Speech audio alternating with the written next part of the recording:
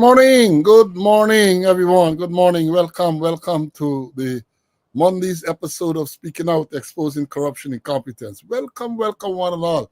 Today is Monday, the 17th day of November in the year of our Lord 2025. Welcome. Hope you had a wonderful weekend. Hope you are looking forward to a productive week. Today, Monday, 17th of November, we are getting there. Just to tell you folks in the U.S., next week, Thursday, is Thanksgiving. Next week, Thursday is Thanksgiving. And one time Thanksgiving finish is Christmas. Christmas is already in the air. Because you can hear Christmas songs being played and all of that. We're getting there. I know many of you sitting back waiting for money. You better depend on your salary alone. Some of them waiting for cash grant. Wait till you go see what's going to happen. Don't count your chickens before they are hatched. So, yeah, today is a great day, another great day that the Lord has made. Let's rejoice and be glad in it.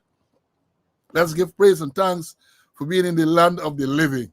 It is a privilege to be in the land of the living, and we should never, ever take that for granted.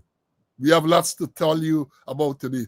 Some of you say I should not say that, because every program, we have lots to tell you about. Every program, we have lots. We have got to select some issues that we believe are topical and should come to the top of the list to discuss with you, to tell you about. And we're going to do that again this morning. My colleague, CC, is in the studio. We had no technical issues so far today.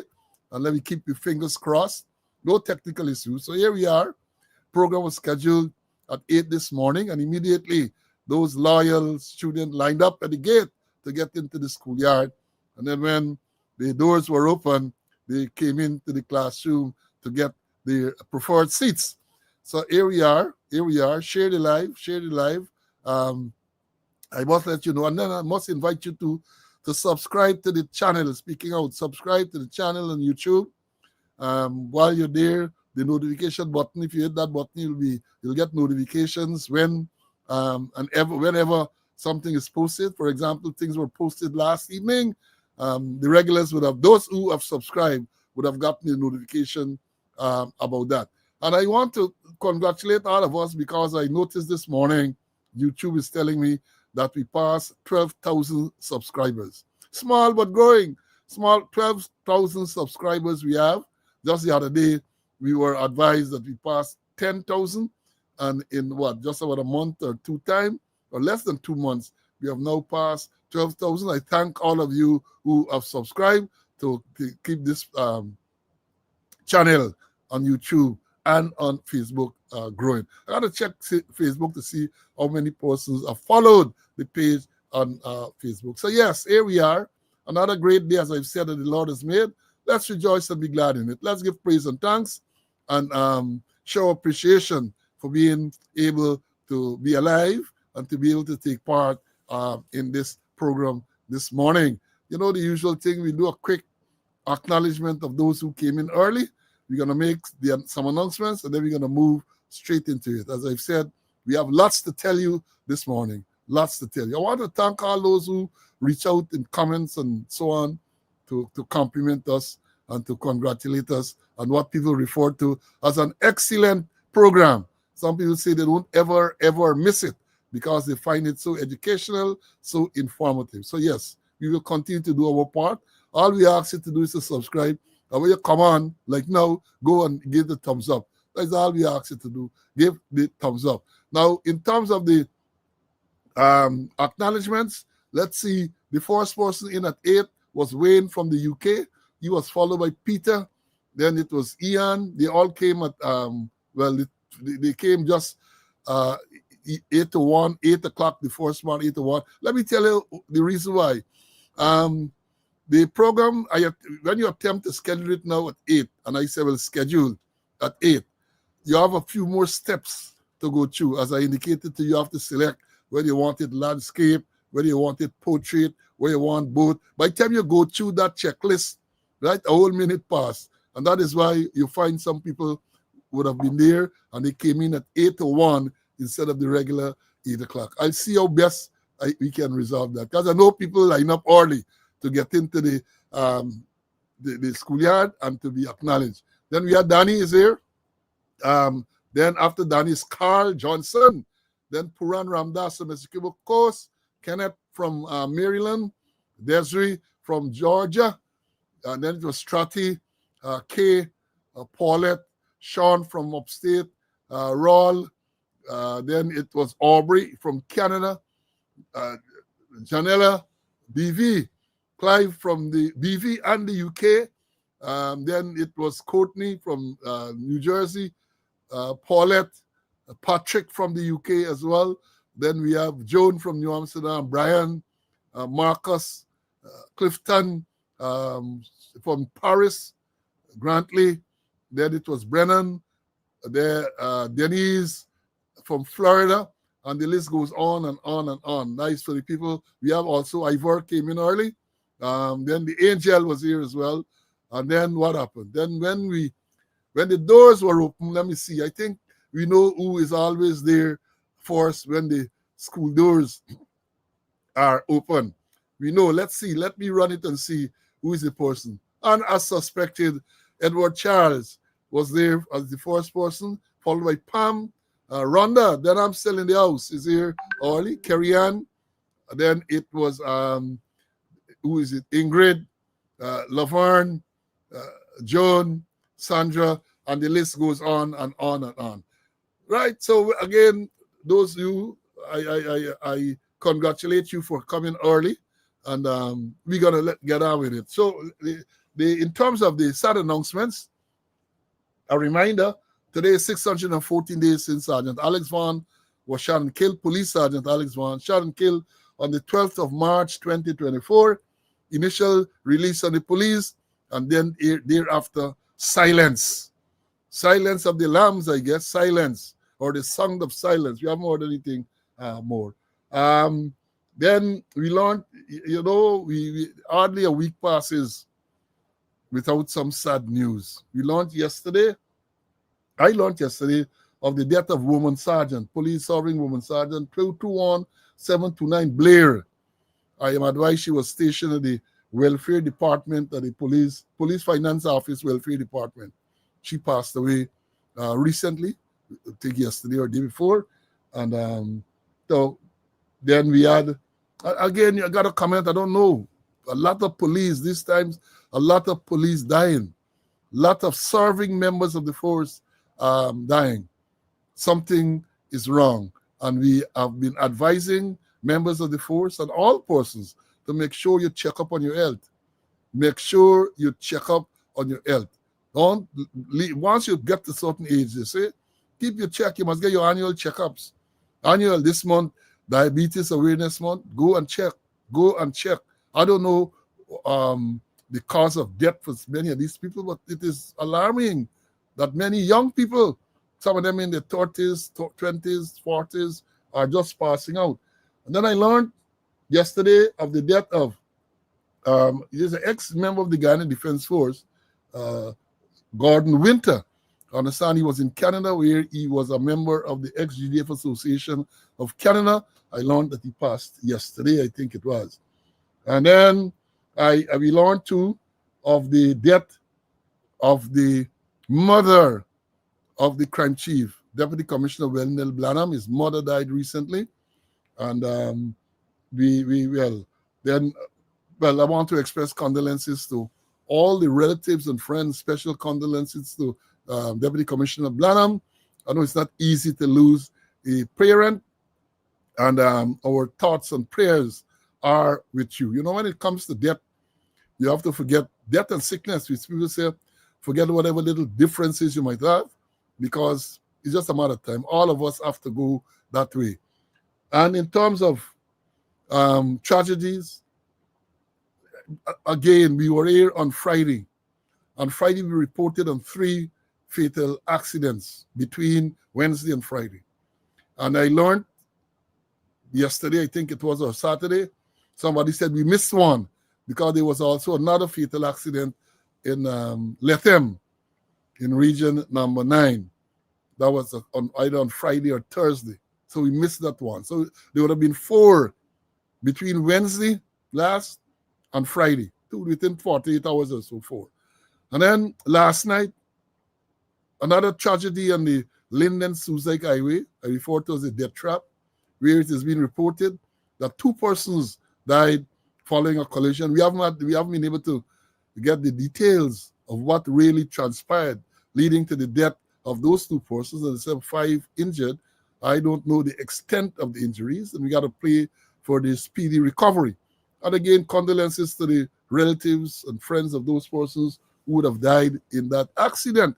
And we're going to talk some more a little later about the carnage, the continued carnage on the road. We're going to talk about it because they like to bandy figures out there, and all sorts of wild statements are being made in respect of causation and all that. We're going to deal with it a little this morning.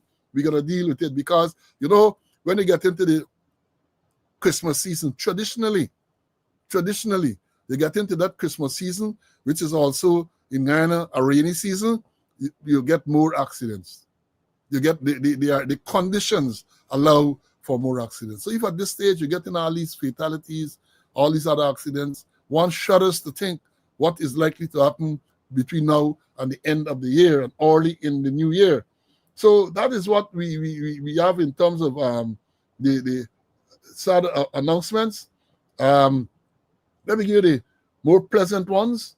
Birthday greetings, and then I'm gonna bring in CC. Where are the greetings? I have the birthday greetings listed somewhere. But, let me see. Bear with me. All right.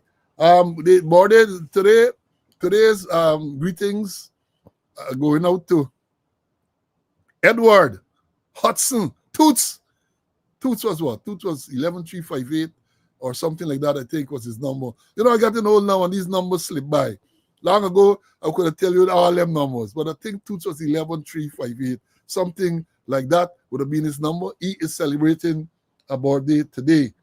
And then we don't have any recent ones. We spoke about those on Friday, but in terms of upcoming birthday greetings, we have a countryman of mine, Ivla Mitchell, Pedro, is going to celebrate. Just the other day, his brother Franco celebrated his birth anniversary, and we have Pedro is going to be celebrating his one.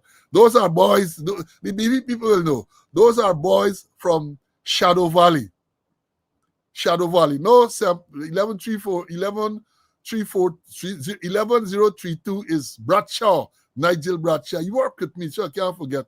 Somebody is confirming here that Toots number is 11358. Somebody say 11358. I know it's something like that, man. I ain't get all the forgetful that I can't remember these numbers. So that is what Toots is celebrating today. Watch to say happy birthday greetings to all those who are celebrating today, who celebrated recently, and who are going to celebrate in the near future. And I want to also again shout out to our fans in St. Vincent and the Grenadines, Tyson and the crew. And somebody from Montserrat did also say that they are watching and they are a fan as well. I've gotten notes from people in Cayenne when recently we announced the death of a former police in Cayenne.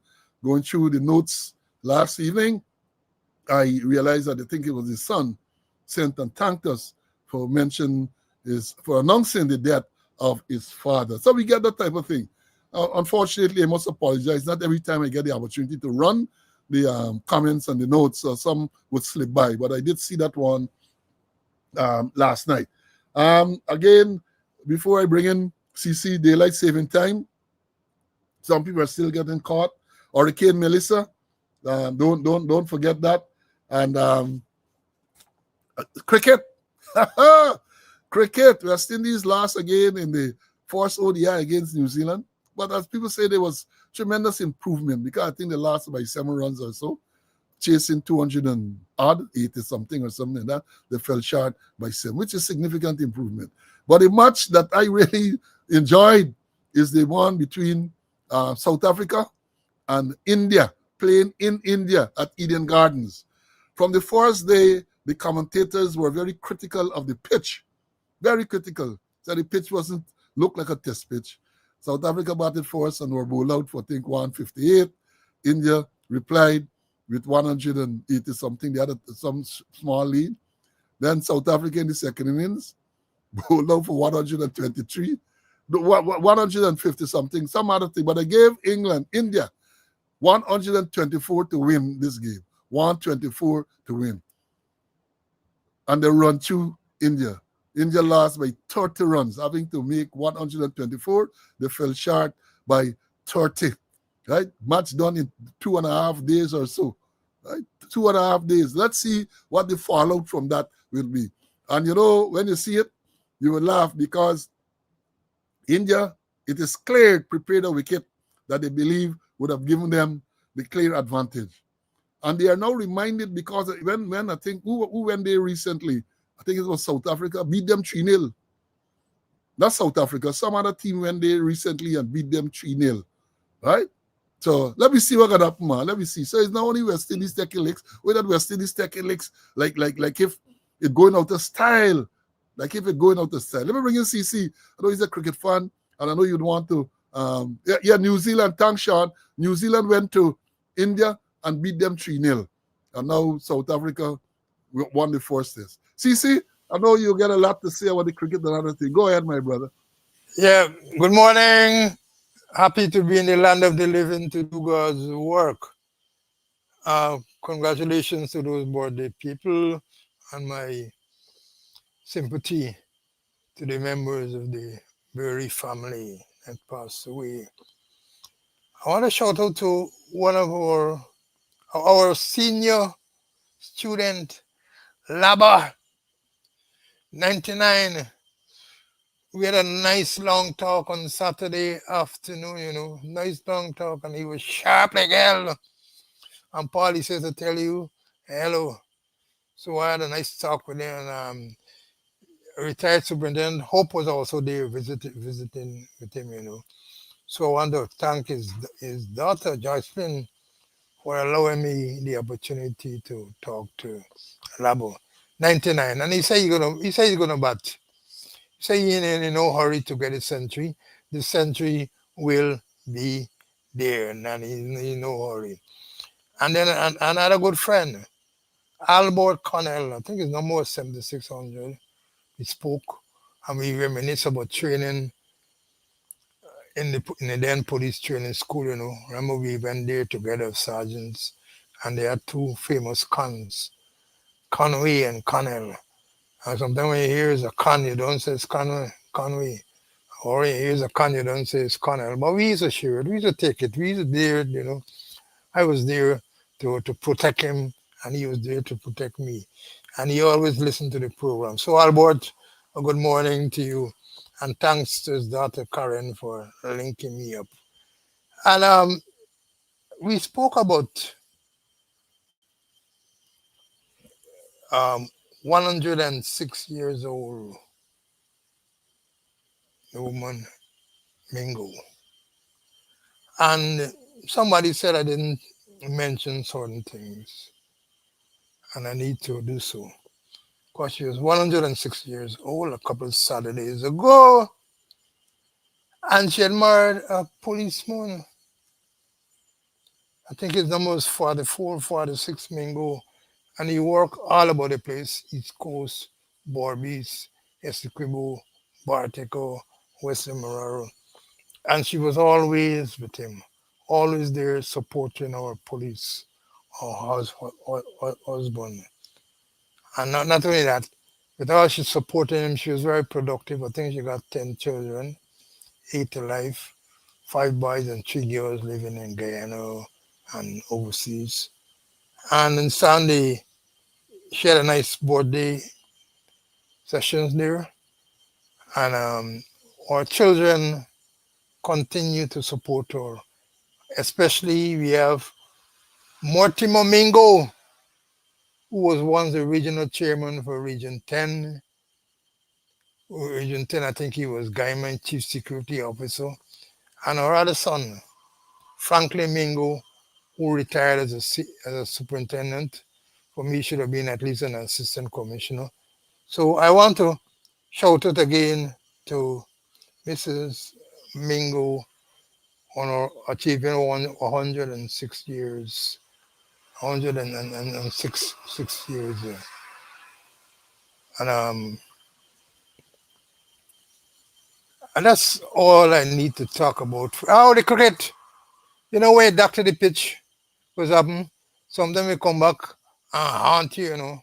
Sometimes we come back and haunt you. They doctor the pitch and it within two days it done the India get ball out with 90 something and all kind of thing, you know. I watched some highlights there and it's amazing. As we used to say, the ball spinning like smoke, you know. A lot of spin, a lot of and spin and bounce, you know. So, but there's cricket, and the thing is that I think India are expected to get an advantage, but it backfire on them on big time way. So that's about it. Yeah, it backfired big time. It backfired big time. Now somebody is advising, Denise, the secretary, is advising that Joel Ward used to work at the police doctors at Brigham office. Her mom passed away um, recently. The pays in the U.S. because she's saying that the viewing will be at the Caribbean Funeral Home that is in Brooklyn, New York. So then he's keep us posted so we can announce, send the information so that we can make the announcement. Yeah, so that is what we have. Now, in terms of, let me move on. Let me move on. Now, today is the 17th of November, 17th of November 2025. Who recall what took place on the 18th of November 1978? Tomorrow going to be the 47th anniversary of Jonestown.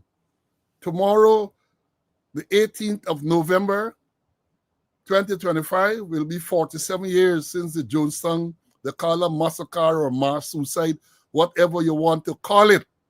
That is, yeah, Jim Jones, Denise. That is something that is indelibly etched in my memory, you know, indelibly etched in my memory, that Jim Jones massacre. Let me tell you all something about it, but my involvement in the police response and so on. I was on leave. I was stationed at TSU then, a young sergeant. I had been promoted sergeant in 77. So 78, I was 1 year plus as a sergeant, right? And then I was on my annualized vacation leave. I lived in Ben Street at the time. And the Saturday afternoon, I went to Strand Cinema to see a movie. A lot of these young people know what so I say, we can't just say Strand, I got say Strand Cinema at the corner of Charlotte and Wellington Street, I think it is. So I went there, and then when it was a 4 o'clock show. So when I got home, when the show was finished, I was told that ranks from TSU were there asking for me. They came for me.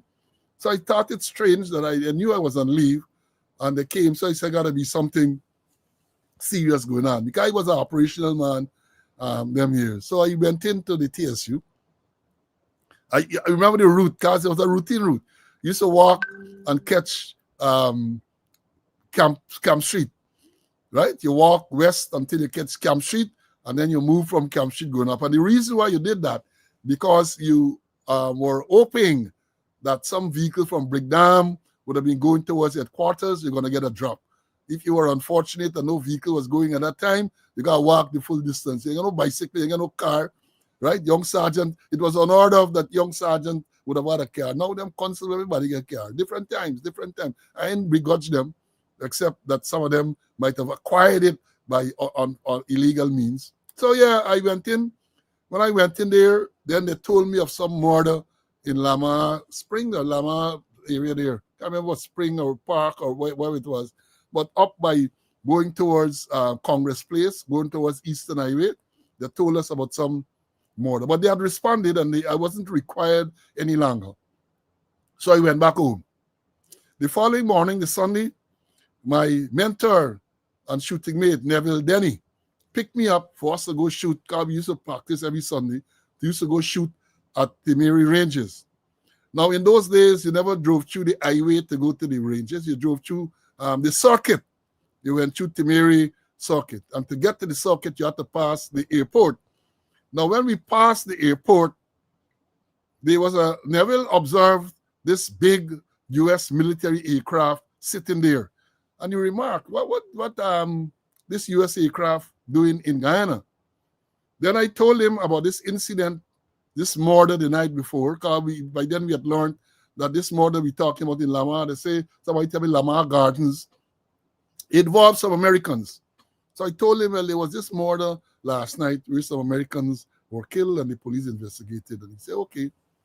Now, by the time the afternoon came, of course, by them days, they got cell phone and thing, so nobody called you. We learned of this incident at Jonestown, and we didn't know the extent of what going on. Yeah, sampled by the gas factory going through there.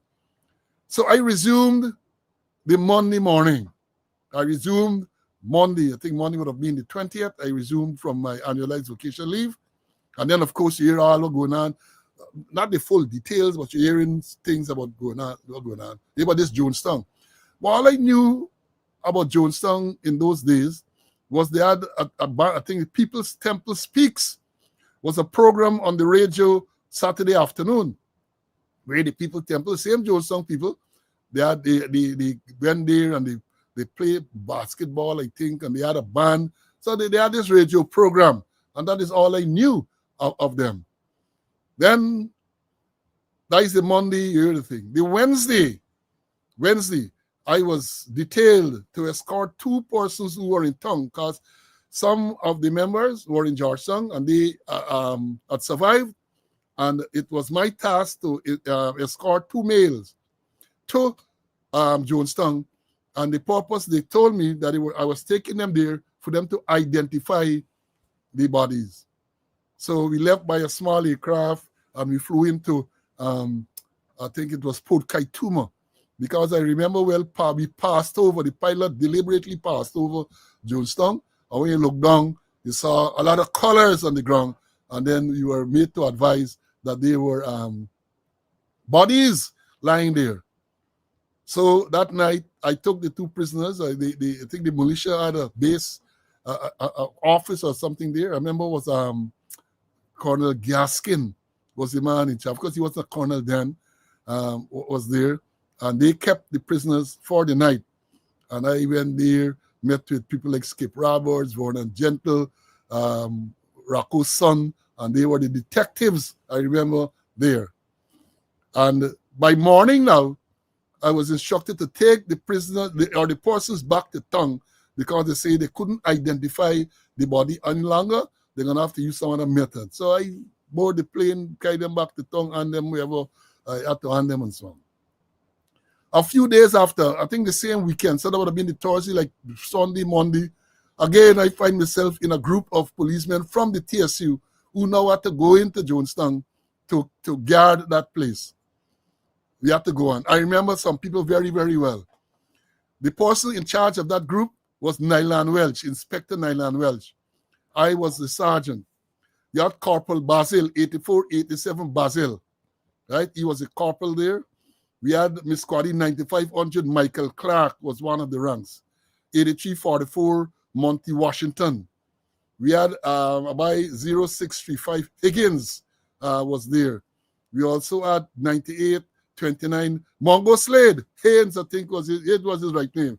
So I remember those things well. We went there, and our duty was to just have a presence there to guard the place. But I could tell you, that was an experience out of this world. When we arrived there, we chose one of the buildings to live in. And of course, we chose a building that was situated, as we said, they said the windward side in the country, kind of wind side and low side, right? Wind side. In proper thing, they say leeward and windward side. So we took the windward side. And the reason why we went to the windward side is because the stench was overbearing, and because you were at the leeward side, the breeze blew it, kept it away from you. But every now and again, when the breeze either stopped blowing or you get a little circle wind, oh my Lord, because at that time, all the bodies were lying there, every one of them were lying on the side. I saw that. Then shortly after, the U.S. people came in. They used to call it, I think, the Graves crew or something like that.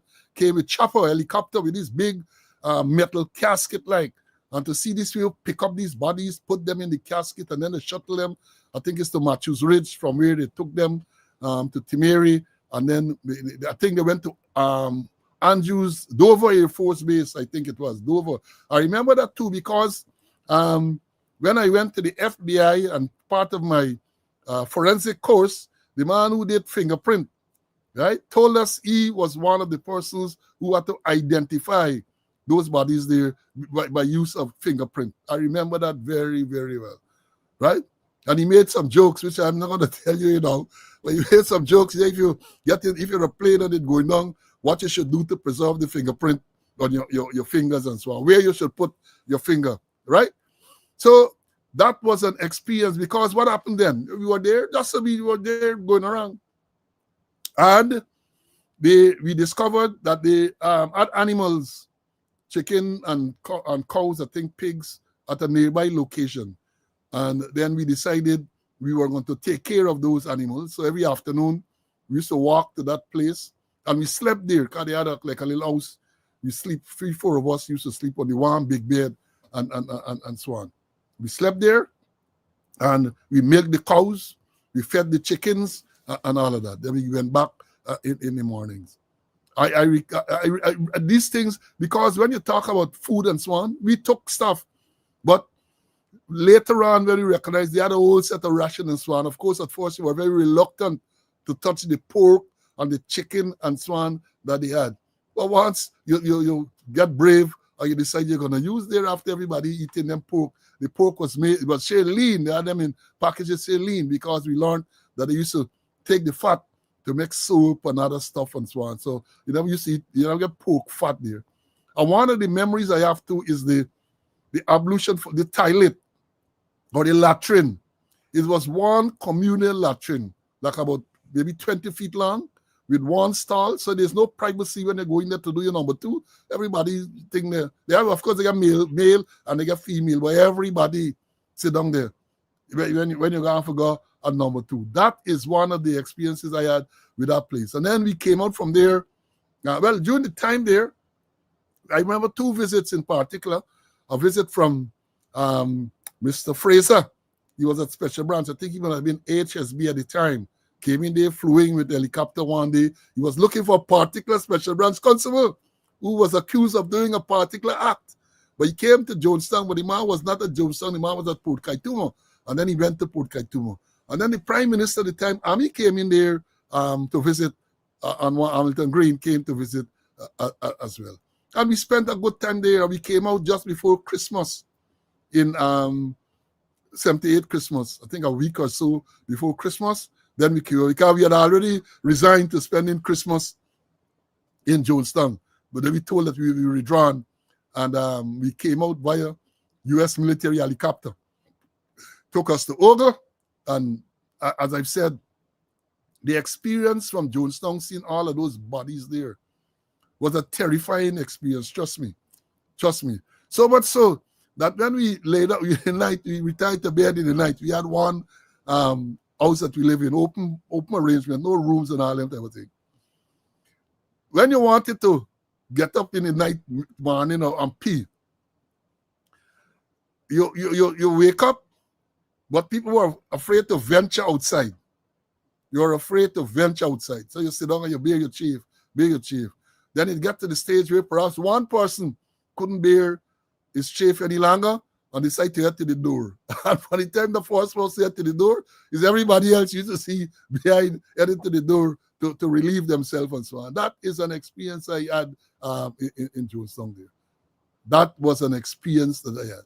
And I say, Alec, tomorrow, for example, you're going to see maybe a lot of documentaries and a lot of stories being told. A lot of the things that are being told, well, some of the things that are being told, I dispute those things because, as I've said, I was one of the first uniform ranks when I went there with those 2 men. One of the first uniform ranks. But I did not go into Jonestown. I went to Port Kaitumo. And then when we went back in with that group, we were the first police ranks to go there because the only other person I think who would have gone there, police uniform, would have been Eggy White because he was the F Division commander. Superintendent, I think he was at the time.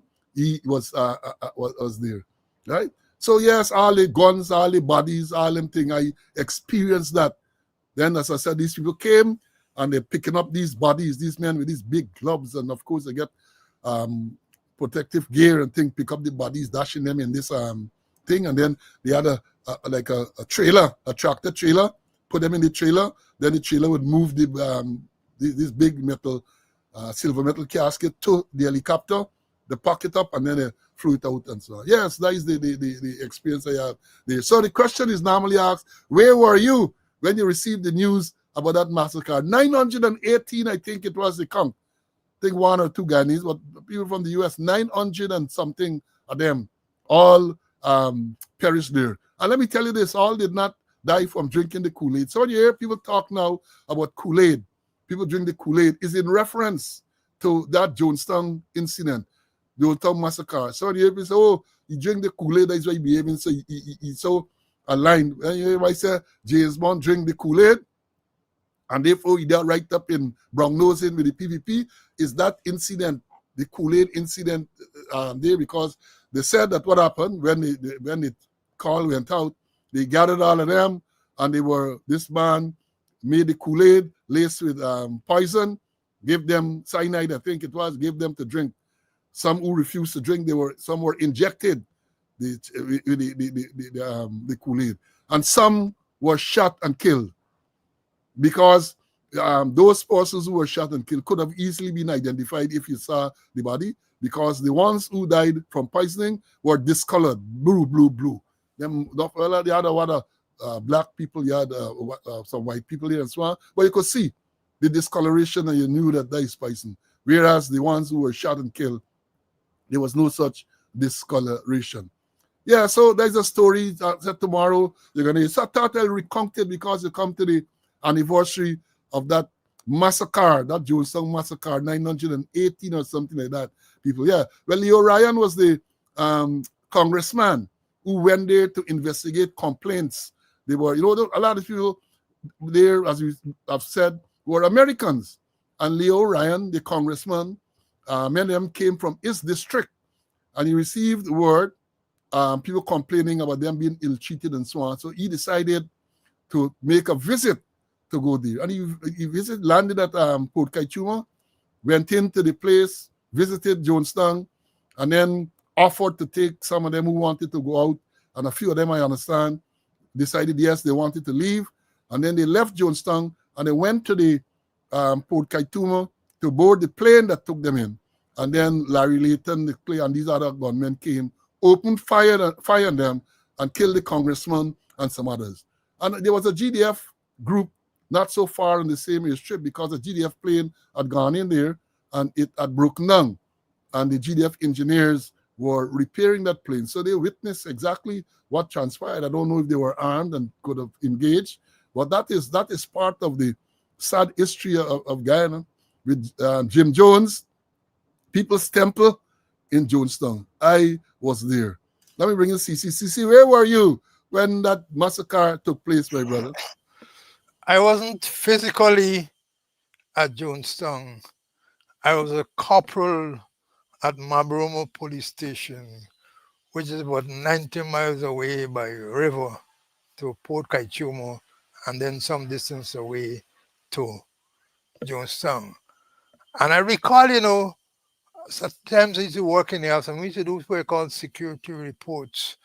And we used to get the rumors that they used to practice what we call white night, drinking the Kool-Aid. And we used to send on those security reports. But apparently people didn't take any kind of action, because Jonestown was actually like a state within a state. And it was, our subdivision, Mabromo subdivision. And police really couldn't go in there. You go up to the gate, and then they stop you. You can't go further than that. And they were well protected by higher authorities in Georgetown. And I remember the same day Lloyd Barker held an inspection at Marlborough Police Station, and he flew out the same day here with the massacre there. So I remember 913 persons hands down. And I remember to you mentioned sneakingly about the head of special branch looking for a certain man. At one stage, there's a rumor that Port Kaituma didn't get Ghana money. Was share US. It was flooded with Jonestown money, Port Kaituma matches, which even some filtered down to Mabrumo. I didn't get any, so don't ask me. And it was a real terrible situation because I remember they had an office at Mabrumo there. They used to sell used clothing. They had a woman named Patty, big thick red woman. She used to run the thing there. So I had connection. I had knowledge about Jones song, and they had two vessels used to come in there, the albatross, then the albatross and the kojo used to bring in stuff, and they had to pass through Mabrumo on the way to Port Kaichumo. And Paul, you mentioned about your experience at FBI. I also had the training with the same guy there. By the way, I could consider myself a fingerprint expert because he trained me and I have certificate there to show that. And he gave me the same idea in terms of how you could protect if the fingerprint is something up in the plane and the plane about to blow up or blow up. And an amazing thing, in 1999, he said some of the bodies from the Jonestown massacre were still in the mortuary at Delaware. They were still there because they were not identified, and people were waiting for them to dispose of the body so they could sue the government for disposing the body of their loved ones without dealing with them. I don't know if the bodies were still there, but up to 99. And this is a spin-off effect. I went to Jonestown about 7 months after the massacre. Myself, I can call names, a chap named Keith Isaacs. He left the army as a captain. A Ricky Kana businessman from Abaruma, and one Patrick Lee, and we used to work with GSC. And we went there. They said they want to visit Jonestown. We went there, walk about the place, and so go with a small boat with a big engine. And on our way back to Maburumo, in the Port Kaichumo area, the boat sank. The boat and engine and everything went down. 8:05 the night. We were very adventurous. I had to swim. I ended up in my beer underwear. About 4 hours, a chap named Ronnie Marshall rescued us. A couple of days after this, we sent divers and they dive up the boat and the engine. But there and then, I made an oath to myself. I made an oath to myself. And I walk in the interior as a corporal, as a sergeant, commander, that anytime I get in a boat, I must have my life jacket. And even with my men under me, when they gain an operation or they go in anywhere in the river, they got to get their life jacket.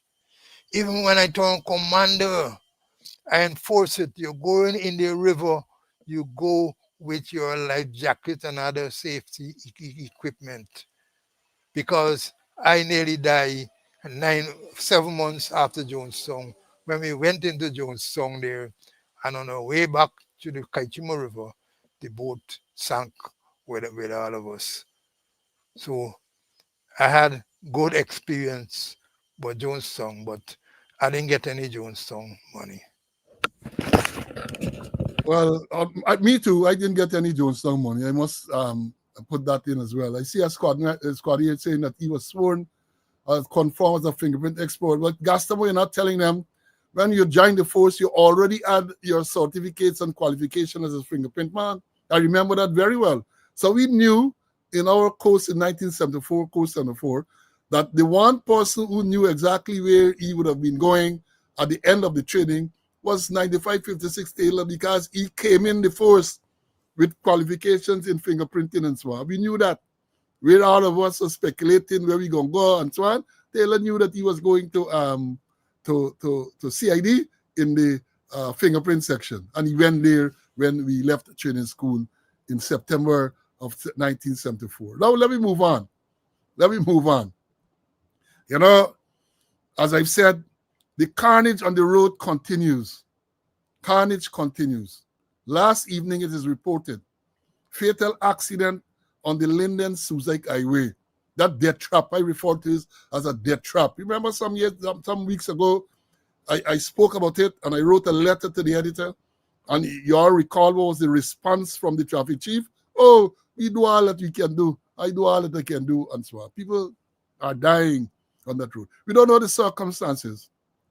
We don't know what happened. All we are told thus far is that two cars seems to have collided and two persons are dead. They said 5 injured. Initially, when they said, I think they said 1 was critical. Let's pray that the injured persons make a speedy recovery. But I say this again. I say this. It is part of the lawlessness. It's a part of the lawless culture on the roads, regardless of what the circumstances are. We must admit that the road culture in Guyana can only be described as lawless. And I'm talking about a culture. And again, I say that to change a culture is not an easy thing. And these piecemeal measures, and these people who fooling themselves, right? Who fooling themselves. And I say that because it was last Friday. There was the police had the, what they call the Christmas policing arrangement. They outlined the Christmas policing arrangement. And the traffic chief, Assistant Commissioner Mahendra Singh, I see the article, I read it, demoted to senior superintendent, because they call him senior superintendent. Now it'll be a Freudian slip, they call him senior superintendent. Let me read what came out following that media interaction with the people on Friday when police launched. But before I say that, that was an initiative of Larry Leland Lewis. That Christmas policing, special Christmas policing arrangement with all the boots and additional people on the road, that was Larry Lewis. And we had ways of measuring the success. I don't know if they measure it now. I don't know if they measure how many reports are made to those boots, or what type of yardstick they use to determine whether it was successful or not. I don't know, because in terms of placing those boots, we sat down and we thought it through properly. And in the ensuing years, adjustments were made based on crime trends and all. We made adjustments. But I noted now they're putting back at the same place. Generally, the boots going back at the same place. So I don't know if that type of assessment is made.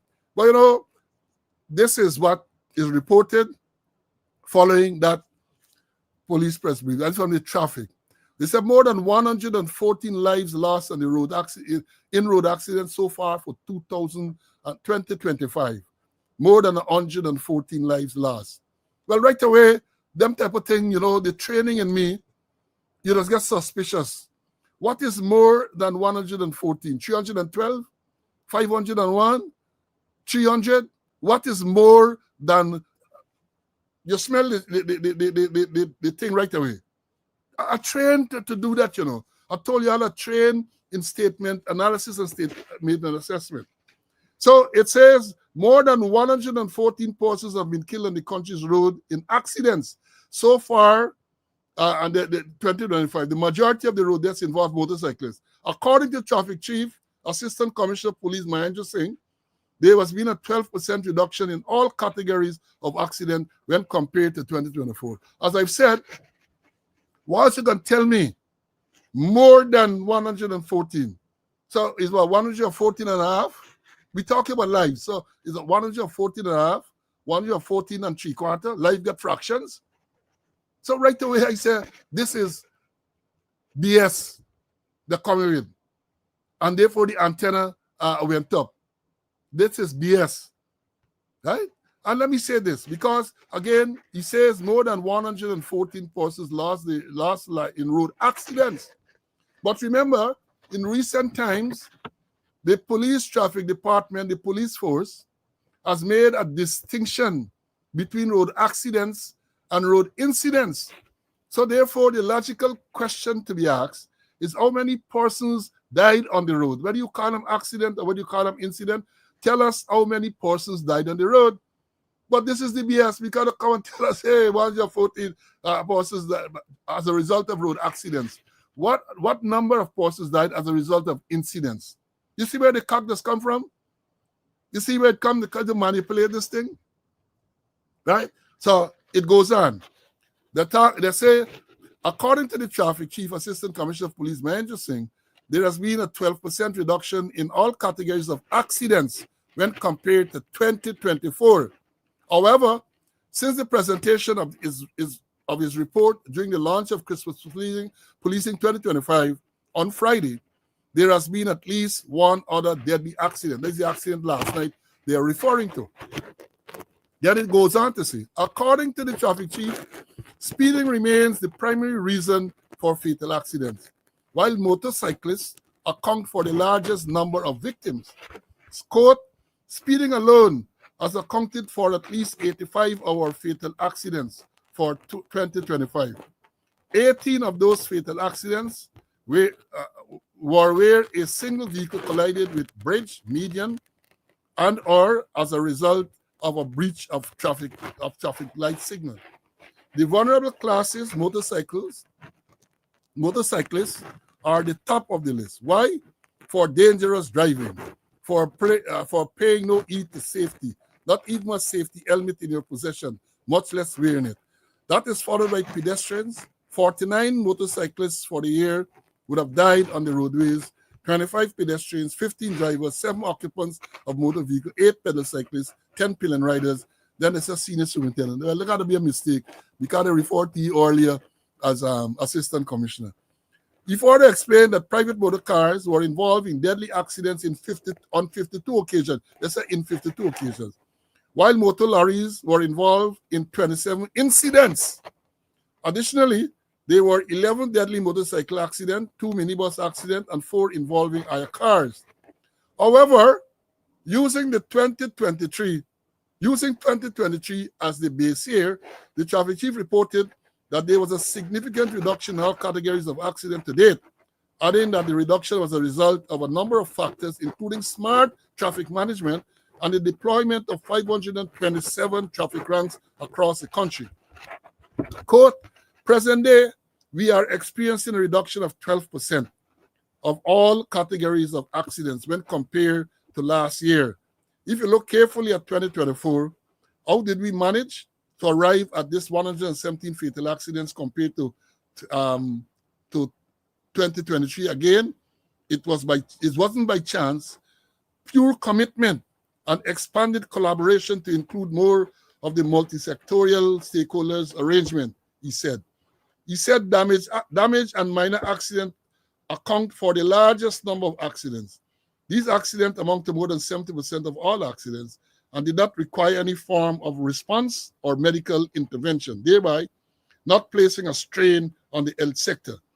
He said number of vehicles in the country, on the country's road, have almost tripled since 2020 compared to the period 2015-2019, at a time when there is, quote, when there is a great imbalance between the number of road users and the traffic ranks. According to him, a single traffic rank services almost 2,000 road users daily, creating challenges as it relates to enforcement and directional duties.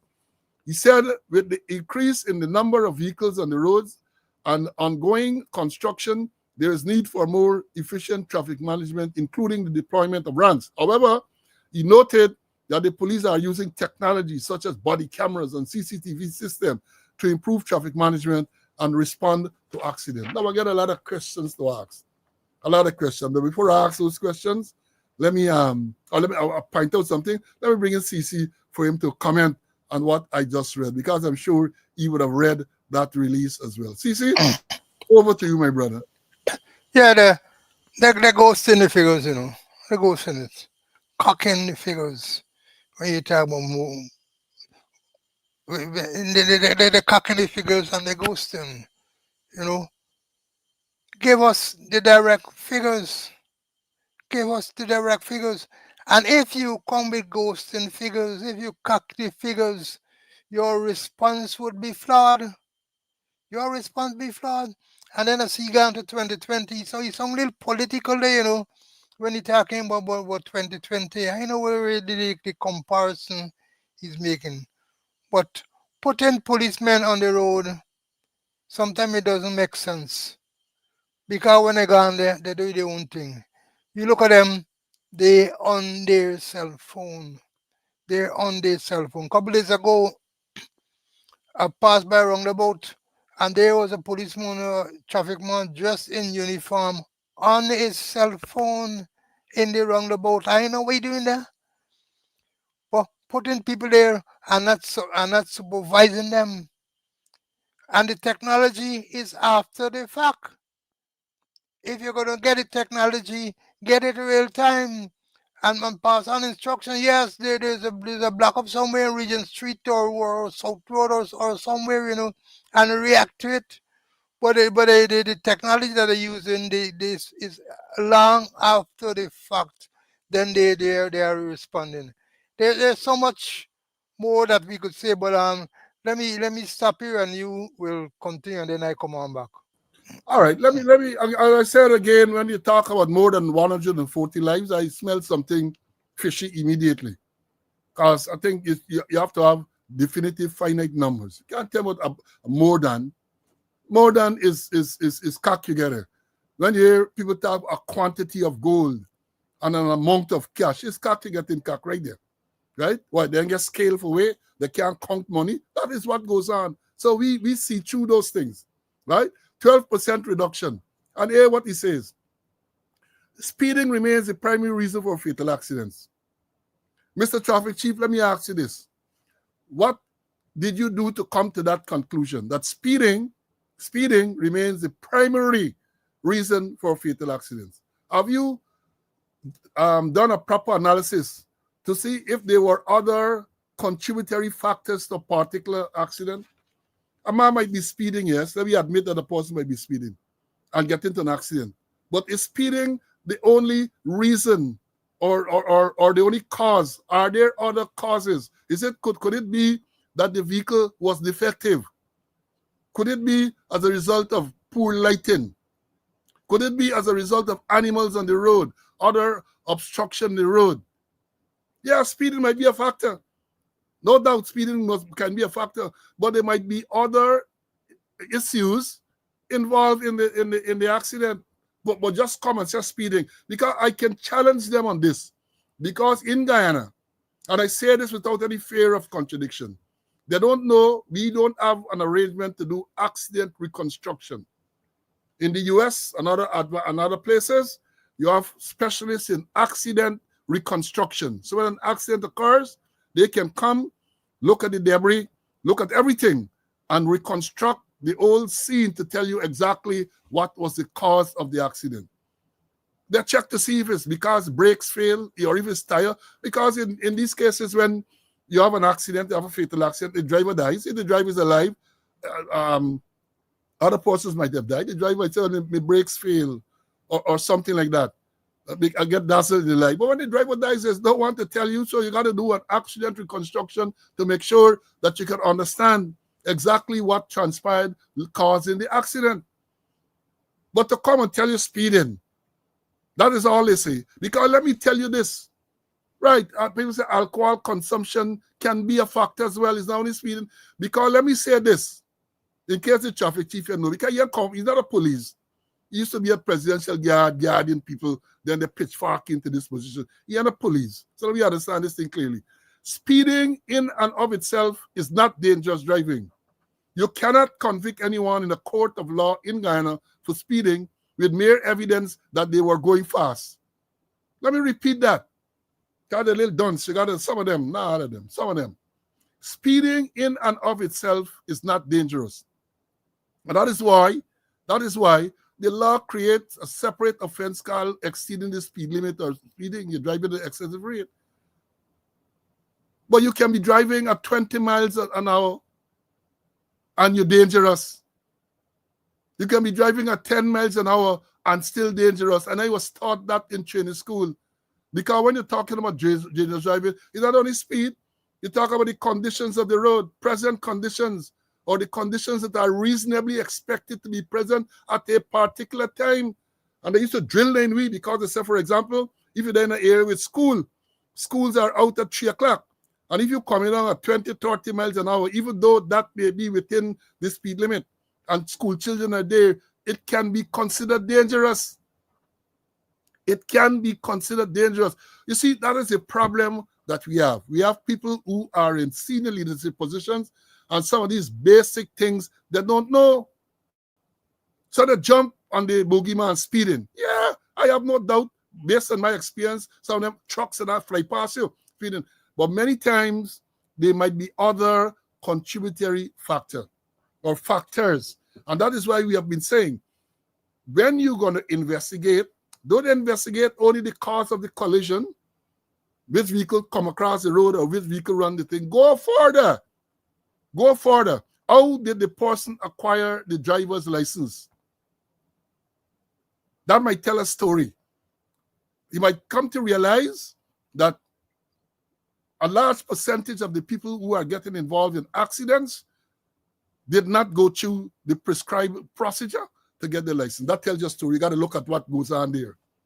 You have to look at what goes on there. Look at the engineering arrangement, lighting and all. All of these are factors. Animals, as we say, over the past couple of weeks, we had an accident a month or so. A man died on the MIG on the quarantine. Some pig ran across the road, he died.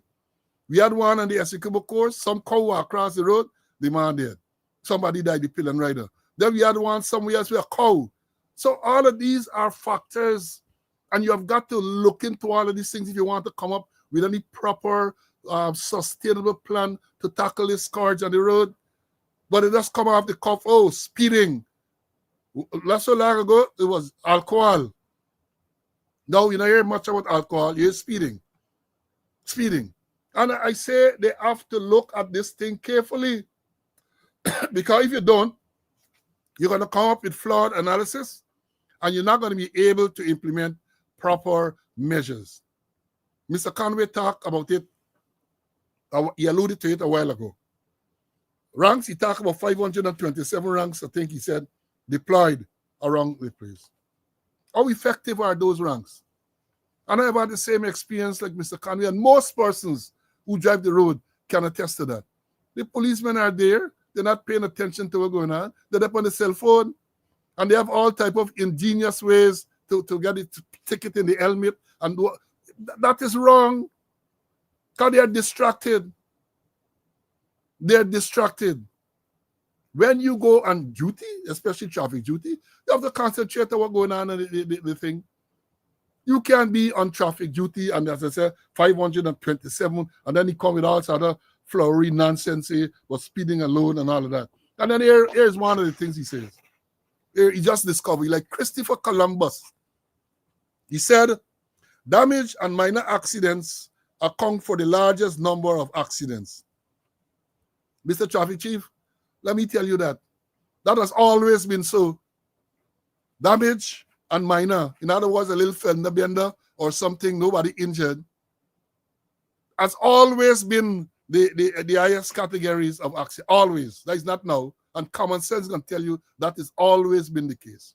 So you come now when you're blowing and then you're trying to bluff people and so on. He said damage and minor accidents account for the largest number of accidents. These accidents account for 70% of all accidents that did not require any form of response or medical intervention. That has always been so. I suspect in most places that is what it is. A little fender bender. You're going to tell what all in the many that would not have even been reported.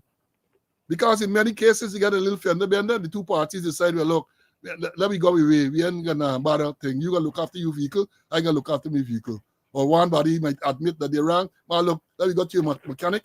Police don't get involved. They don't tell nobody anything. And all is part of the reason because some people believe you go to the police, the amount of delay and time you're going to lose, it's better we resolve this thing yourself, right? Then he said, talk about this great imbalance. I don't know what he's talking about there. When he said the number of vehicles in the country roads have almost tripled since 2020 compared to the period 2015-2029, at a time when there is a great imbalance between the number of road users and the traffic ranks. So that's where you discover too. You're going to always get an imbalance. You can't get a balance with traffic ranks and duty and vehicles. Never, ever you're going to have that. Right? Never, ever. So what balance you talking about? What balance? Are you referring to a ratio between a rank and the number? If you're there, you want assessor. Well, can't tell a great imbalance. What nonsenseness are you saying? Huh? Right? They say, well, look, according to him, a single traffic rank services almost 2,000 road users daily, creating a challenge as it relates to enforcement and directional duties. Whole set of rubbish. And then the man say, before I bring him back, Mr. Conway, hey, what he said. However, he noted that the police are using technology such as body camera and CCTV system to improve traffic management and respond to accidents. Tell me, Mr. Traffic Chief, how you use these body cameras, right, to improve traffic management and respond to accidents. Tell me that. Tell the public that. I am interested in that. How body cameras can assist you to improve traffic management and respond to accidents. Then he talk about CCTV. Now, let me tell you this about CCTV. Good tool. Good tool. But if you want to manage accident with the use of CCTV, you have to have a proper response mechanism. So the CCTV might identify, let's say, a broken down vehicle at a particular place, which is causing a buildup of traffic. You have to be able to respond and to deal with it. You see, the monitoring with our animals. CCTV might pick up, look, you got animals on the road. So you got to deal with it. And just to show again another example about these people who got a clue, they come with a lot of knee-jerk. When Roy was Minister of Home Affairs, you know, Clement, goat not bite me, Roy. When he was Minister of Home Affairs, they had what they call a group or a squad. Rounding up kettles, they had vehicles, trucks that was specifically reconfigured, stray catching group. That group at one stage was headed by retired Assistant Commissioner Ovid Glasgow, where they used to go around and tell what happened. What happened? No sustainability. No sustainability. And one suspect, because allegations are made, because some of the people who were allowing their animals to roam the road without any indiscriminately, were aligned to a certain set of people, and therefore the thing was called off. Again, and that was another measure, perhaps not carefully thought out, and at least if it was carefully thought, not sustained. You have stray catches and all this type of thing. And you know, let me say this, and I've alluded to it before on previous programs. One of the reasons why the police react the way they react, the traffic chief and the commissioner and the crime chief, we're going to talk about it a little later, is because they have not recognized that these problems are not primarily a police alone problem. That is the reason why they ghost the figure and they do all manner of things. Because they recognize that when you come to the lawlessness and when you come to the lawless culture on the road, it is no longer a police alone problem. But they get very defensive because they believe they are going to be blamed because it's their problem, not a police alone problem. You got to understand that. There are other agencies, such as the Ministry of Public Works, that have a major responsibility, like the local democratic councils, especially as it relates to animals grazing on the road and all that type of thing. But the police respond in this defensive way because everybody blaming the police, and they're not articulate enough to come and to show people, hey, this is not a police alone problem. They allude to it at times, but they are not forceful enough to say, well, look, this is not we alone. Every time they come and talk about stakeholders, and they talk about stakeholders. And that stakeholders, when they talk about STEAK. That is beef they're talking about. That is what they're talking about. So one would hope, I know they're listening, you know. I know they listen. But the problem with them is that they listen not to the message, but they listen to find fault with the messenger. That is part of the big problem that they have. Let me bring in CC to close off on this subject, and we're going to move to another, because other things were mentioned during the same policing brief, Christmas policing brief. Go ahead, CC. Go ahead. Just some advice for the traffic chief. And I know him well, you know. You may recall I had him on the police junior officer course in a classroom for about 4 months when they pushed him out of the president guard. And he learned quite a lot. But let me tell him that what he need to do is that he need to do honest disaggregation of the traffic stats. Look at it. It is a trend. It is a pattern. It is a series. Where are the hot spots? Go deeper. Find out which days of the week you get in accidents. Is it on Saturdays? It is on Sundays? On Friday? The time you get in the accident. The category of road users involved. Is it minibus? Is it trucks? Is it pedestrian? Is it motorcyclists? Do proper disaggregation.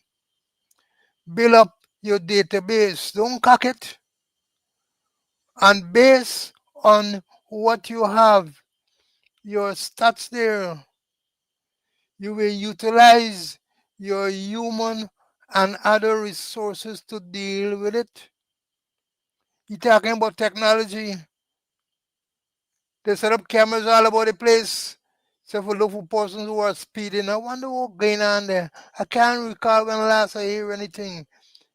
Who they targeting?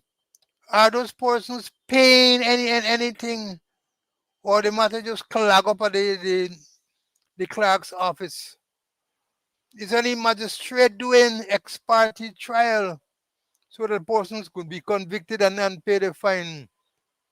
Hey, people don't pay no fine. Just send you a ticket and you finish with that. And then, most important, as a head, you got to use your human or people skill, your conceptual skills to deal with the situation, your technical skills. Well, I know much technical skills he got as a traffic chief, but you need to use your skills, your human, your technical or conceptual skills. Then your human skills, they change up the diagram of people's skill, how you deal with people, how you deal with your traffic ranks, how you deal with members of the public, your skill in dealing with people so that you can deal with this traffic situation. It calls for a lot of brain work. And remember the traffic chief say when he was talking to his ranks them and telling them, don't worry, the commanders. If the commander said this, you gotta know because he said he already got a cap. He already wearing the cap. And then I recall when I used to go to school, when you used to behave in a certain way, they used to put on a cap on you, and it's not cap for any bright body. So perhaps there's the cap that he get on there. You need to do far better. Do proper disaggregation of what is happening there. Have a clear picture of what's happening there. And I repeat myself, and then you use your human, your technical and your conceptual skills. You must know what the category of vehicles involved. You must know, hey, is this a trend? Is this a pattern? Is this a series? Where are they hot spots, And you need to listen to the recommendations. We've been getting recommendations. Oh, we're doing that already. I get things under control. You always want to best people. And most important, I don't want to say I'm getting personal, is dangerously ambitious for power and authority. Dangerously ambitious for power and authority.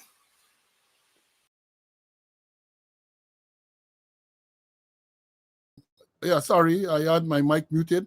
When you talk about skills, the technical skills, the human skills, and the conceptual skills, and they tell you the higher up you go in the organization, it's more you need to you get to the stage now, we got to be human and conceptual.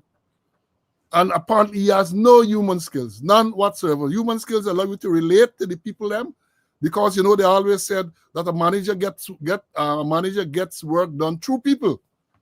You have to be able to there to create the environment so that they are motivated to work. But when you behave like this, let me play this here again. That's why I'll examine this post that was made by the president and look carefully at the spaces that you manage. Where some of us will stand up on the road and see these same things. And don't make the damn excuse for how is the aggressive nature of the motorcyclist and you can't stop them. Tell me if it's your brother or your sister or your cousin, or they look like you and you don't want to do it, tell me that. But don't bluff me. At the end of the day, if we enforce the law fairly and we deal with it as a team, we can get less of this.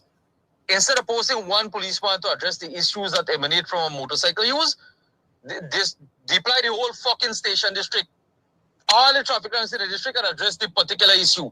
And you're going to get some farmer change. And don't ask me why, of course. Because I don't think anyone, if I were the traffic chief, you would accept these things kindly or commonly or peacefully. You would have been thinking about your seat. And similarly, as I'm thinking about my seat, I already get a cap. You gotta get a yak together and go out and do what you gotta do. Officers and inspectors in the traffic department, you got roll for play. Don't hide in one office and think about bodies. Boys and them doing it in 4A, others doing it other places. We want to know one case and two cases no more. When you pull these people in and they don't have a helmet, they give the ticket, lodge the fucking motorbike until when they come the helmet, then give them back. Make it hard on them. And when you see the commanders telling you but they can't lodge the bike, you gotta decide certain thing or decide if you want to stay with it. Because honestly, when you see the heat command, I wouldn't be holding no strain or no brief for nobody. It come at a point now, you gotta stand up for yourself. The Harbour Bridge got a big role for playing this whole thing. And if they can't play it, you can play it.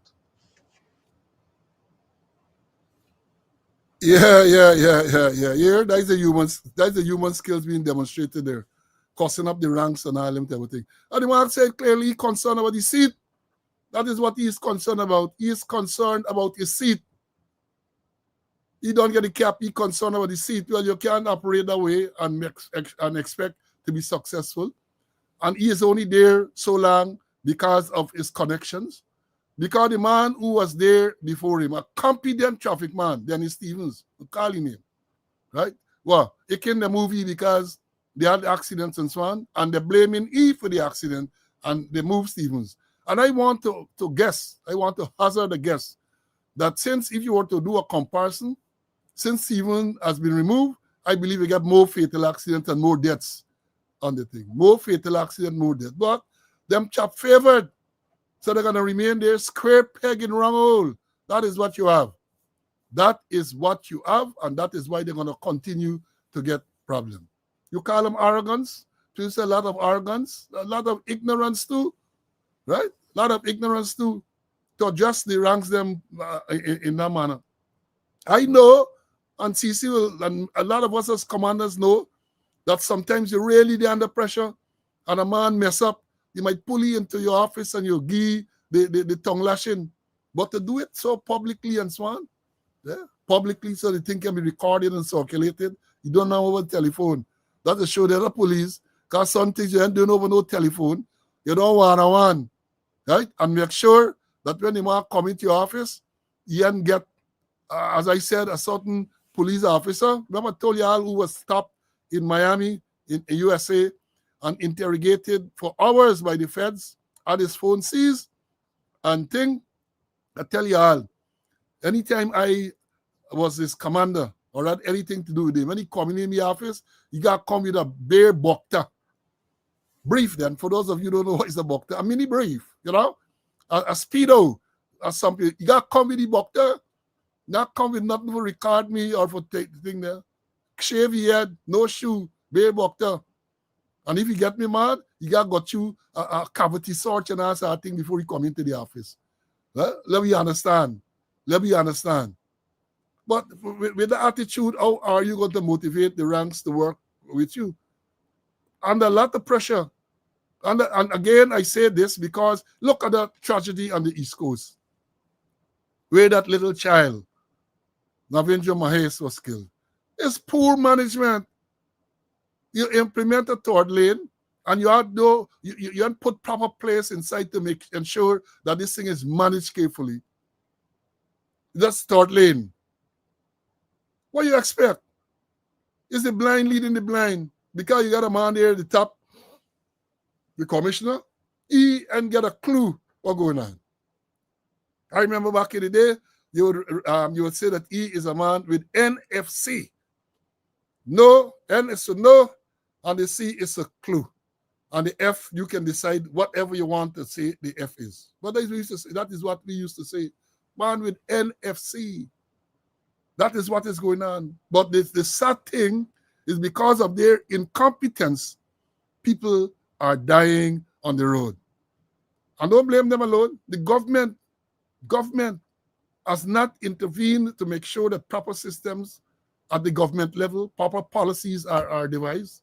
They ain't doing nothing. They tell you building roads. Oh, we building road. We putting up light. You building road, you putting light, and people still dying like flies. You don't recognize you gotta do something more. You don't recognize that. Have you not recognized that? And again, sad, I want to express condolences to the relatives of those persons who died on the road. And sad to say that how things are going on, it's gonna happen again, more gonna happen. More gonna happen. And I end this segment by saying this. It is traditional that when you come to Christmas time, which is usually the rainy season in Guyana as well, you'll normally get more accidents. People are busier, hustling to get from point A to point B. You have all of these things coming together. People busy to go and shop. More people on the road, more vehicles on the road. People losing their patience. All of those things coming together, and therefore, if you all handle this thing properly, y'all gotta cut this figure more. You gotta cut it a lot more, right? Now let me move on. Coming out of the same presentation on Friday, the traffic chief came out with some figures, man. Oh God, they love figures, you know. They love figures. So he came out and he said, Guyana records lowest serious crime rate in a decade. Major reduction in 2025. That is what the propaganda arm of the government, DPI, is reporting. That the crime chief said, right? And again, crime chief, condolences on the passing of your mother. I hope this doesn't upset you more because the truth has a way of upsetting some people, right? Let me say this. As he said, Guyana records lowest serious crime rate in a decade. Major reduction in 2025. Then it says it is something about DPI the 14th. The Guyana Police Force has recorded a significant reduction in serious crimes for 2025. With 801 incidents reported, this marks 269 fewer serious crime incidents than the 1,070 reported in 2024. That's the first clue. We're talking about reported crimes. First clue, we're talking about reported crimes. Studies have shown that when the thing gets so dysfunctional, a lot of people don't even bother to report the crime because they don't have the feeling that anything will be done. So reported crime alone is not a good yardstick to determine how well you're doing, right? And again, if you were to do a proper survey and analysis in Guyana, you're going to find a lot of people telling you how uncomfortable they are with the crime situation, and that is a better guide to what is going on. People live in the areas, people know what's going on in terms of crime, and look, buddy, me and reported this one because the police ain't gonna do nothing. And in many cases, it's worse than that because people, oftentimes, whether it's false or not, allege that some of the policemen are involved in crimes, and therefore they are not going to report it. Recall the incident across the river at Vidloop district, I think it was, where some housebreaking ring, they're doing some investigation, and allege that a sergeant was the head of this or was involved in this housebreaking ring. And they put you under close arrest, and you hear nothing about that. You put you under close arrest, a sergeant from Vidloop, that is early in the air, and we didn't hear anything more about that. Right? And then he goes on to talk about murder. They said murder statistics for the period 2025 show 81% victims were male and 90% victims were female. What is the significance of that? You come in to tell me the gender of the victims of a murder. What significance? Put some context to it. Put some context. At these senior levels, man, y'all can't come and making these statements here so widely. You're telling people 81% male of the 81% of victims were male, while 90% were female. Hear what they say, 81%. Toro help me out here, boy. If you're saying murder statistics for the period 2025 show that 81% of victims were male and 90% were female, Tell me, I am been to school long, you know. I am been to two schools, so it's 171%. I thought you would bring it out to 100%. So if 81% were female, then I would have think that 19% would have been male. But I then again, as I said, I am been to school long, but I haven't been at IPLOC University neither, nor Kanji University. So I really don't understand what they come. I hope it's a mistake they made. The people who reported it. Because to tell me that more than statistics for the year 2025 show that 81% of the victims were male, while 90% were female, something wrong. I thought percentage is 100. Don't make me laugh at the thing. That is what I'm reading here from the DPI, the Department of Public Information, and they are reporting, or they're exclaiming, that is what the traffic chief said. That what the crime chief said. Maybe at the time he was in deep grief. If indeed he did say that. If indeed he did say that, he did grieving because his mother's died. And I'm making light over the fact that his mother died, but I'm just got to say that. Right? The people telling me 81% of the murder victims were male and 90% were female. I still trying to put my head around it to understand what they're trying to say. And I hope they will clarify it and say, well, it's a mistake. I hope they're going to clarify. Tell me, Percy, y'all help me out here, man. Y'all been far in school than me. Y'all help me. I may be seeing this thing wrong. Right? But I thought you would have thought the victims would have totaled 100%. And then if you're going to do a disaggregation, so much percentage, if it's 50% male, you got to be 50% female. If it's 81%, if it's 81% male, then 19% that will be female. But you know, you tell me 81% were male and 90% female. I don't know what they're saying here, right? Then he said over the past 5 years, disorderly murders, homicides that result from fights, brawls, or arguments that escalate out of control, often occur in social gathering, parties, or drink sessions, have remained a most common category of murders. I agree with that. I agree. But let me tell you something, Country. People want to know the category of murder that people are concerned about is what we call felony murders. And I'm sure you know what is a felony murder. It's felony murder. This early murders, yeah, people grieve and all this everything. Two men fight, one juke one, and one dead. That is not so much of a concern to the thing. But homicide, felony murders.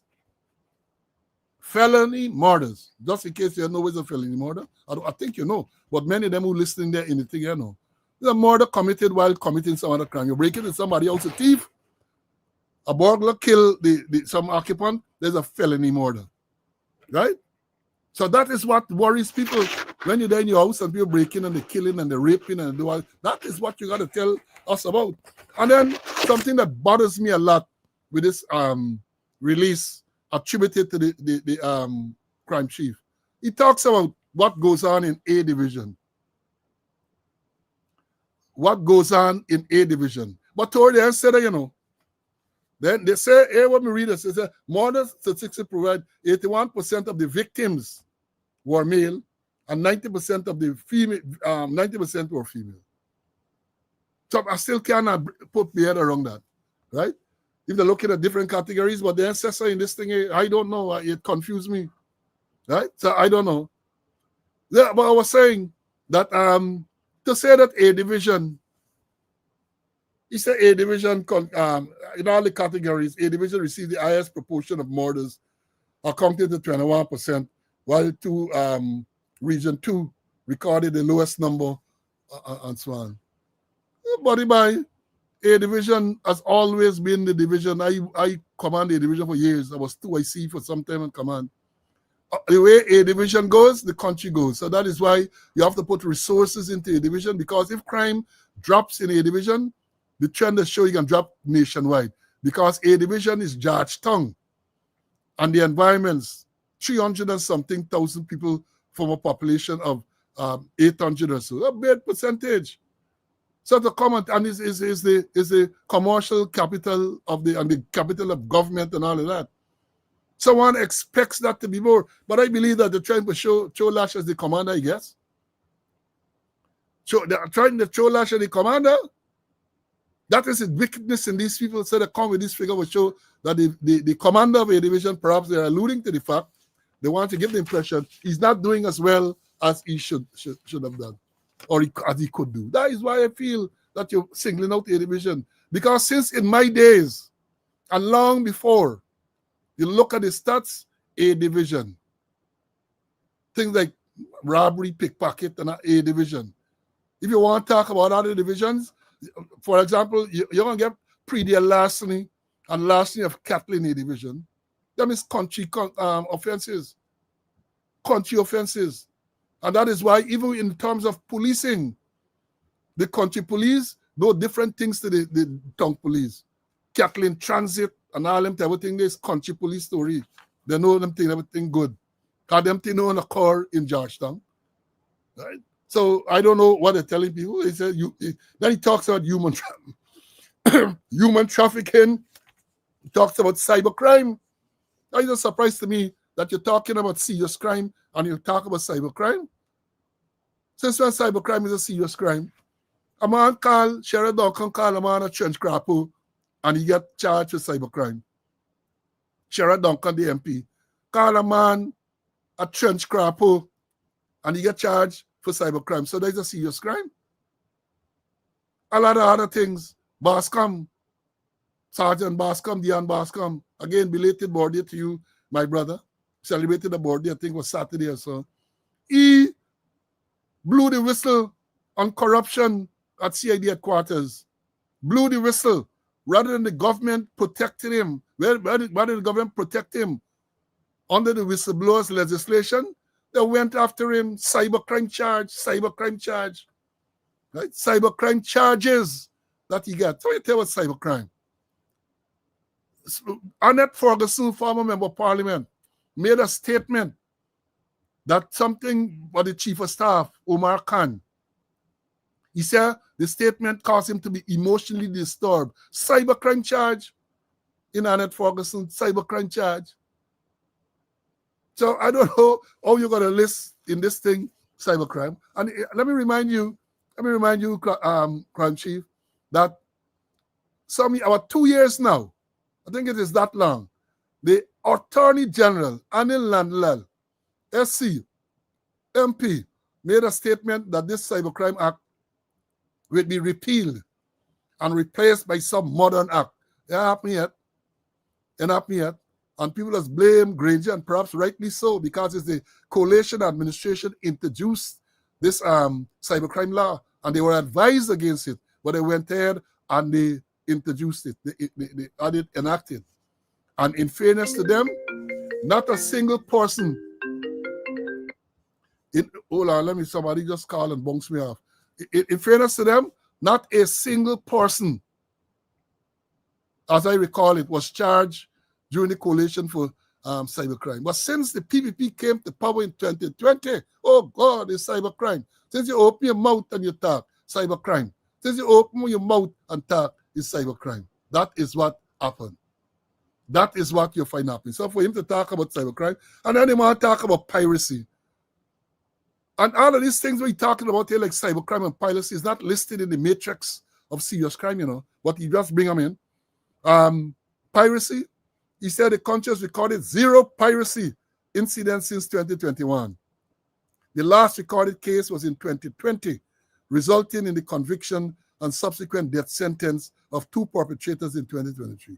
What they would not tell you is because of the robust policies implemented by the coalition government, cybercrime. If you really want to do a proper comparative analysis, analyze piracy pre-2015 and analyze it during the coalition period, and you're going to get a real true picture of cybercrime. The Coalition Act virtually eliminated piracy. That's a cybercrime, that's a piracy. During the coalition period, piracy, which affected mostly people on the quarantine, was almost a thing of the past. Almost a thing of the past. And then you talk about illegal firearms. Then he talks about narcotics, right? Then he talks about, he said, meanwhile, the crime chief stated the decline in serious crimes is not coincidental, but rather as a result of the government's significant investment in the Ghana Police Force strategic approach, including data-led deployment, targeted patrols, and enhanced investigative training across divisions. Furthermore, he pledged that during the Christmas season, citizens can expect a more assertive posture by the Ghana Police Force, with increased presence and strategic operations aimed at safeguarding the public. All them feel even the politicians, listen to them. Every single politician that come out and make a statement feel obliged, feel compelled to praise the government. Praise the government. So the traffic chief did it. Now the crime chief, they're praising the government. This government, what is not take no action against corruption, praising the government. That coincidental result of government's significant investment in the Ghana Police Force strategic approach. What strategic approach you're talking about? What strategic approach? Pray tell me. What strategic approach? Tell me. But that is very good. Them are singing for the supper. Singing. You got to call a spade a spade. You got to call the whole management of crime and traffic in Ghana is piss poor. And many times, if you see a reduction from time to time, it's not because of any policy or any significant operational implementation posture or anything like that. It's just as a result of accident. It's accidental, incidental. That is why you have many of these things. That is what is going on. But they don't want to tell you that. So traffic chief, you got to wheel and come again, man. Wheel and come again. Because even if the figures show, as you say, there might be a decrease in certain categories, the fear of crime is prevalent. And this is evidence that when you walk around Georgetown, and even on the outskirts now, look at the supermarket. You'll hardly find a supermarket without people there with big, big guns. Why do you think those people are there with guns? With decoration? Because they fear crime. They fear that they are going to be victimized. If you're talking about reduction and all that, you think anybody building any home now without big grill and CCTV camera and all that? Why you think that is so? Why? Why? And let me close this part for bringing by telling you all this. Again, like in traffic, the police are taking this approach because they believe that they are the ones to be blamed when you have all the crimes and so on. Not all the time. I did a little sociology when I went to university. And there's a theory, right? There's a theory. Emile Durkheim and these people talk about crime being functional. The functionalist theory or the functionalist perspective of crime. You must study them. Because Durkheim and the other functionalists argue that crime is functional in the sense that it tells you some of the agencies of socialization are not working properly. Because they argue that if those agencies, such as the church and the school and the family, if they are working properly, they will bring about an individual who will abide by the norms of the society. But they tell you that because those agencies are not working, it reflects in crime. So when you see crime and all this lawless behavior and so on, don't look at the police alone. Look at the schools, look at the churches, look at the family. And they tell that is where you are likely to see where to be able to make proper interventions. Because if you're not making the interventions at the correct place or the correct places, you're wasting your time. Because you're going to get a factory of thief men coming out. A factory of people who just disregarding the law, as we have seen in Guyana. So look at the functionalist school of sociology and you might learn something there. And again, I make the point that if you people are well read, you're going to be able to use these theories to convince the government that they need to make interjections, social interjections at places. But they only know you come and you believe everything is a crime. It's just the police responsible. Police, not only the police, so we got to understand this. And I would think that they get people at university, real universities, that can study these things and be able to make proper presentations to the government and other people. Proper presentations. But no, they're not doing that. Everybody just knee jerking and other type of jerking as well. That is what is going on. That is what is going on. If you continue like that, my brother, and I'm talking here generally, not only the traffic chief, the crime chief, but the commissioner, the government, if you all continue this way, in this way, you don't get no improvement. What can happen? You get lucky a month or a few weeks and nothing can happen. Like Linen Sudek Highway. Run for a week or two or so, no fatal accident, and bam, fatal accident. Because the conditions are still there. The conditions, the unsafe conditions are still there. So those are the things that you have to look at. Let me bring in CC and to talk about this presentation on crime by the crime chief. CC, go ahead. Okay, I agree with you. I endorse your statements. And for me, the submissions of crime starts by the police to indicate that there is a decrease in serious crime is meaningless when the public perception is that crime is high and citizens are living in perpetual fear of crime. And I remember last year, your nosy friend Paul, the Attorney General, he made a statement talking about crime. And this is what he said: the government is not comfortable with the level of crime and violence in our society, and that is no secret. We have repeatedly accepted the fact that that we are assiduously working to address the situation. And when you watch the crime, it started in Larry Lewis' time, the analyzing, and they ain't changed a single thing. Here are the crimes listed that they are analyzing: 1. Murder. 2. Robbery. 3. Robbery where guns are used. 4. Robbery with aggravation. 5. Robbery with violence. 6. Robbery where other instruments used. 7. Larceny from the person. 8. Burglary. 9. Kidnapping. 10. Rape. 11. Break and enter and larceny. Basically, those are the crimes, category of crimes they are analyzing. That is what they're analyzing. And you did mention it, Paul, they're not looking at the dark figures in crime. The dark figures in crime. So, a lot of crimes are like this. Terrorism is not considered a serious crime. Drug trafficking, how much tons of cocaine found at matches which is not regarded as a serious crime.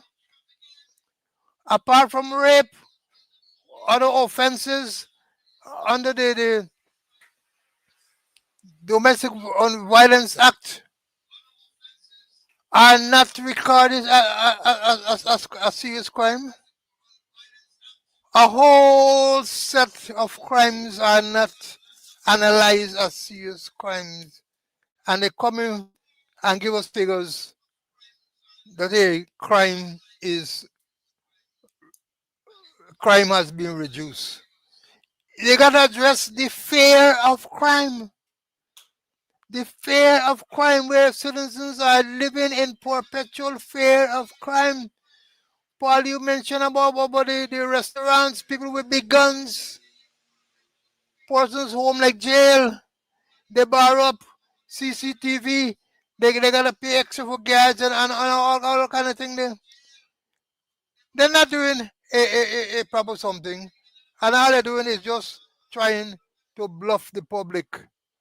You come forward, and then you're doing Christmas policing, starting the 15th of November every year. They did any proper analysis? Sometime by Christmas, The police are born out. And then who really supervising them? Who supervising them? So much things going wrong, and you just come and bluff with crime figures when you're just giving us 11 categories of crime. And the real serious, what we call serious crimes, you are not addressing. You just bluff.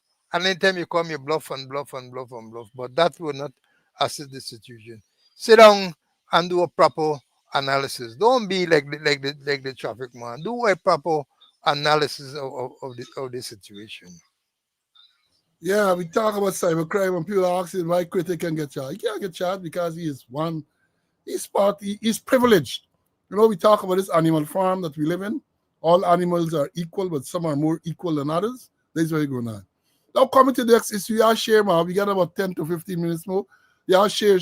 We passed 2,000, but we got to do better than that. Share the live. Because, last week, what was one of the significant developments last week? I'm coming out to talk about this extradition matter. Significant development in that we were led to believe, let me understand this thing clearly. They get the Attorney General and they run out. They're suffering from Lamborghini-itis. Lamborghini-itis. Some of them suffering from. So they talk, Lamborghini, Azadin Mohammed, Lamborghini. We were led to believe, and Nandalal and others are going to say, because we ain't get comprehension. That is why we believe what we believe. That the U.S. had a role to play, a major role to play in this this extradition case. That is what they say. The lawyer, Senior King Counsel Williams, I think that King Counsel Williams from Jamaica, actually said to us that he representing the U.S. And they claim all sort of things, which I believe caused that because of the statements they were making, implying that the U.S. is involved in this process. The U.S. came out with a statement, I think it was Thursday or Friday, I think it was. According to United States Embassy spokesperson in Guyana, quote, Guyana's Attorney General handled the selection of the attorneys litigating the extradition request without input from the U.S. prosecution team or from the embassy for that matter. Let me read again what the U.S. Embassy spokesperson in Guyana is saying. They say, quote, Guyana's Attorney General handled the selection of the attorneys litigating the extradition request without input from the United States prosecution team or from the U.S. Embassy for that matter. Then it goes on to say, the U.S. Embassy, well, this is the release says, the U.S. Embassy's note appeared to clear up the issue, given recent statements implying the U.S. either selected or approved the attorneys. The issue arose after it was revealed that Guyana recruited Jamaican attorneys who are paid over $62,500 US per month to pursue an extradition request by the United States for Nazar and Asluddin Mohammed pursuant to an extant case in the Southern District of Florida. Guyana's Attorney General, Senior Counsel Anil Nandalal, well, they left out the article, he's a SC, and again, MP, has made several media appearances over the past few days indicating that the U.S. government was involved in the selection or approval of the attorneys, including a Guyanese attorney, Glenn Anamon. At least one other government minister, other officials, and government-aligned social and legal media operatives and legacy media operatives, they say, have reportedly made this claim. That's what they say. And I mean, listen to it, and all the presentations that the Attorney General makes, I formed the same opinion. He gave us the impression, the clear impression. He would say we ain't got comprehension. That is why we comprehended it differently. But the U.S. has seen it fit to clarify. We ain't had nothing to do with the selection or approval of these attorneys. This is the Attorney General of Guyana did that. What they did not say It's perhaps the only thing they did was to, in the US, where they issued the sanction and they filed the indictment, they proceed for the indictment. And let me say this is my view.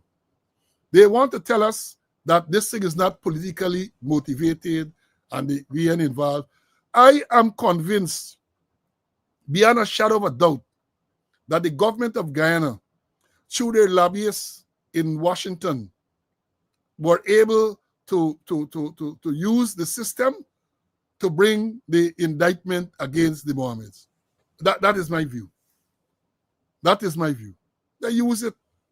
And then they come now, when the thing come, then they discover that they're making us at a mistake. So they withdraw the $191 billion charge.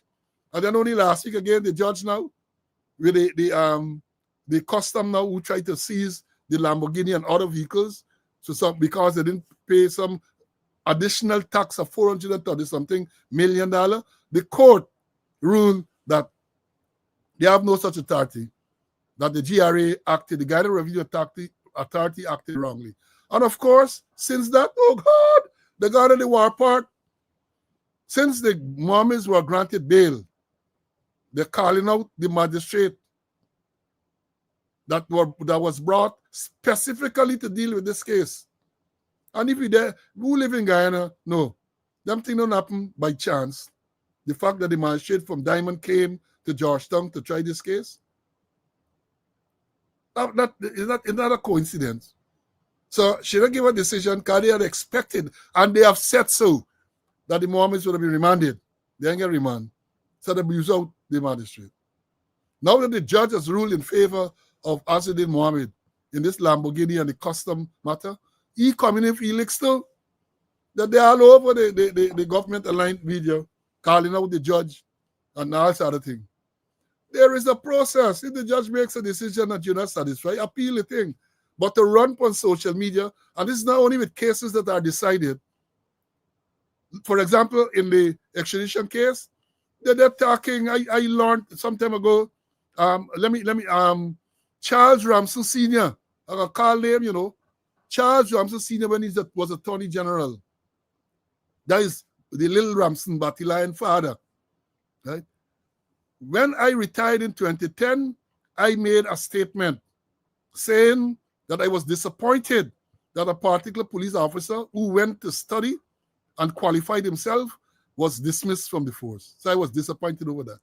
At that time, the officer had brought a lawsuit against the government. The matter was before the court. I got sued by the Attorney General, Charles Ramsey, because he said the matter was sub judice and I should not have commented on it. Let me repeat that. I was sued by the state Attorney General acting on behalf of the state of Guyana because I made a statement. And he said in the filing that the matter was before the court, the matter was sub judice, and therefore I should not have been commenting on it. I get sued for that. Of course, the matter get knocked out. I get sued. So now it's different rules now. So you can have an extradition matter going on, and the vice president can be flashing check for sure that they get some check to say that he paid 600 and something thousand US to this Lamborghini, and he only declared a value at something there. And they don't go as far as say it is alleged by the same Mohammed that the reason for all of that is because there was an involvement of the president. He made that allegation publicly, right? And before I bring in CC, let me say this. The way to carry on, I ain't got enough time to go into it today. So in the next program, I want to let them know, and let me refer y'all to yesterday's Stabrook News. There's an article in yesterday's Stabrook News. Government mum on U.S. sanction May Toussaint Jr. Thomas. P.S. who was sanctioned at the same time with the Mohammeds for corruption and other stuff. We'll deal with it the next day. What happened to she? What happened to she? Even if, as we know, well, we aren't sure that we know because they might have sealed indictments. But as we know, she is not being indicted. That's what we know. Even if she is not indicted in the U.S. What happened, man? Guyana don't, you ain't get sovereignty or jurisdiction over matter like that? Have you investigated that? You said, Attorney General said months ago that they were presented with a lot of documents in relation to this sanction story and so on. What happened? What happened? Pray tell me what happened. So Mayor Thomas got sanctioned and Yali paying she. Moved she from Ministry of Home Affairs, where it is alleged these offenses were committed. Moved she to local government. Then you move she to some place and she resigned as a senior member of the PR kind of thing. But she is not part of this thing, take up. It's only the Mohammeds. And that is more evidence that this thing is politically inclined and motivated. More evidence. Let me bring in CC. As I'm running out of time, let me bring in CC. And then I'm going to come back and deal with another issue. CC, go ahead. Yeah, and then what about the senior police officer? But then you can't do nothing with SAR because there's no police service commission. Although Finley saying you get till next year. No service commission, died, cremated, and they rose from the dead and come and take Mandel. Bring back Mandel, the HYC operation. What happened, sir? And then when you look at the Attorney General has been blundering so much. Blundering might be a mild word, but he has been blundering so much left, right, and center. Is it because he's very nosy? Very, very, very nosy, blundering all the time. And it's all because of the Mohammeds. And they didn't sit down and check out his matter properly, you know. They didn't sit down and research it to look at the extradition treaty, look at section 4 and them kind of thing. They didn't sit down, they just rush with breakneck speed. He used to bring people from Trinidad, Queen's Council and King Council from Trinidad. Now he gone to Jamaica. 3 people from Jamaica. And what's going on now is that reggae playing, reggae blasting, and the Jamaicans, the walls in. Let me say this. So you bring people from Jamaica. The man is a true, the man would want to argue that he's a true Caribbean man. He's a true Caribbean, CARICOM man. He's going around CARICOM. But let me say this, CC, in relation to Iman Shah. Yes, there is no police service commission, but given the fact that this man is accused of committing criminal acts, smuggling drugs, there's no need for a police service commission for them to investigate and dash him before the court. None whatsoever. None. Police service, he already suspended on administrative leave. He's already on administrative leave. And you know, you remember when you talk about the Attorney General, remember he tell me, here what he tell me, man, here what he tell me. I am told that during the course of next week, we will get some more extradition requests. Perhaps the Mohammed will feel a little better when that is made public. And we will make that public once we receive them, the same way that we have made the Mohammed extradition request public. That was about, this is the 3rd week now. So all we have to say,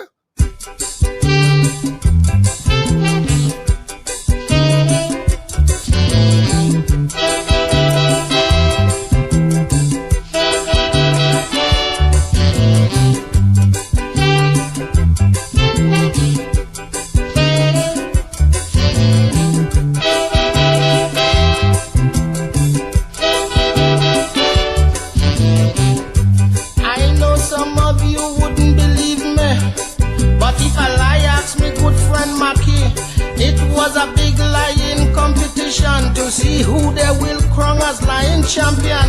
Liars from all parts of the West Indies, big shot liars from all them foreign countries. From a feel about 1,000 or so entry in 2 days, he boiled down and leave just 3. I had me eye on liar the lion,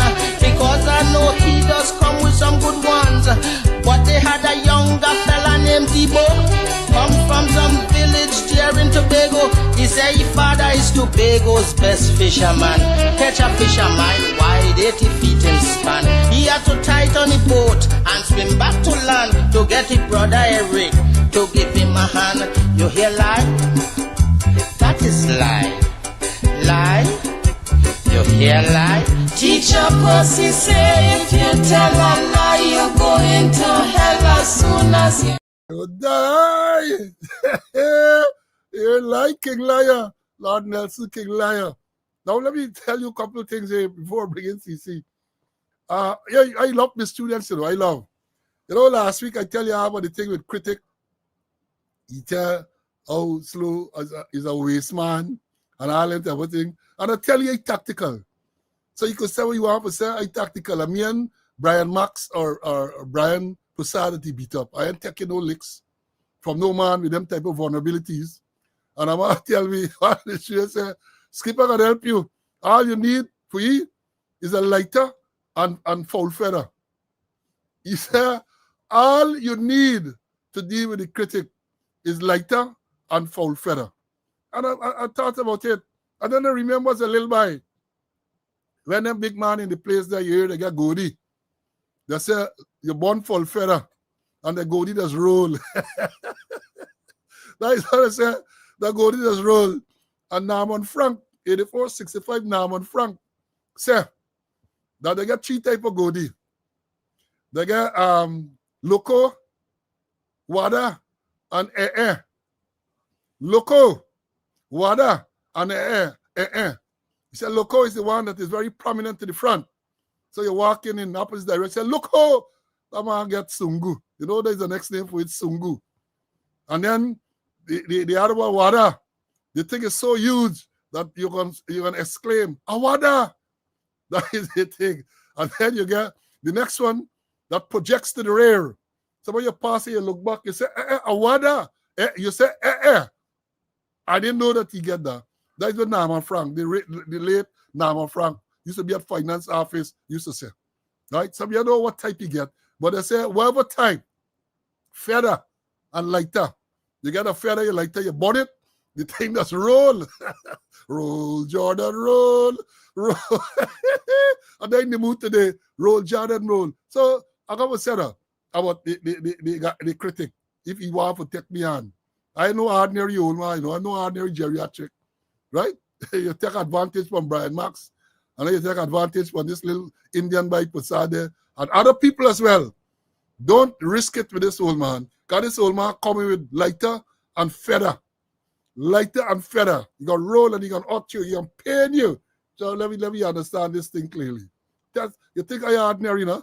A lot of people come and say, this man able, yeah, this old man able, and so on. Now on a serious note, let me tell you all, I was reading this morning where in the tension in the southern Caribbean Sea, that the United States, only yesterday I think it was, has now designated, let me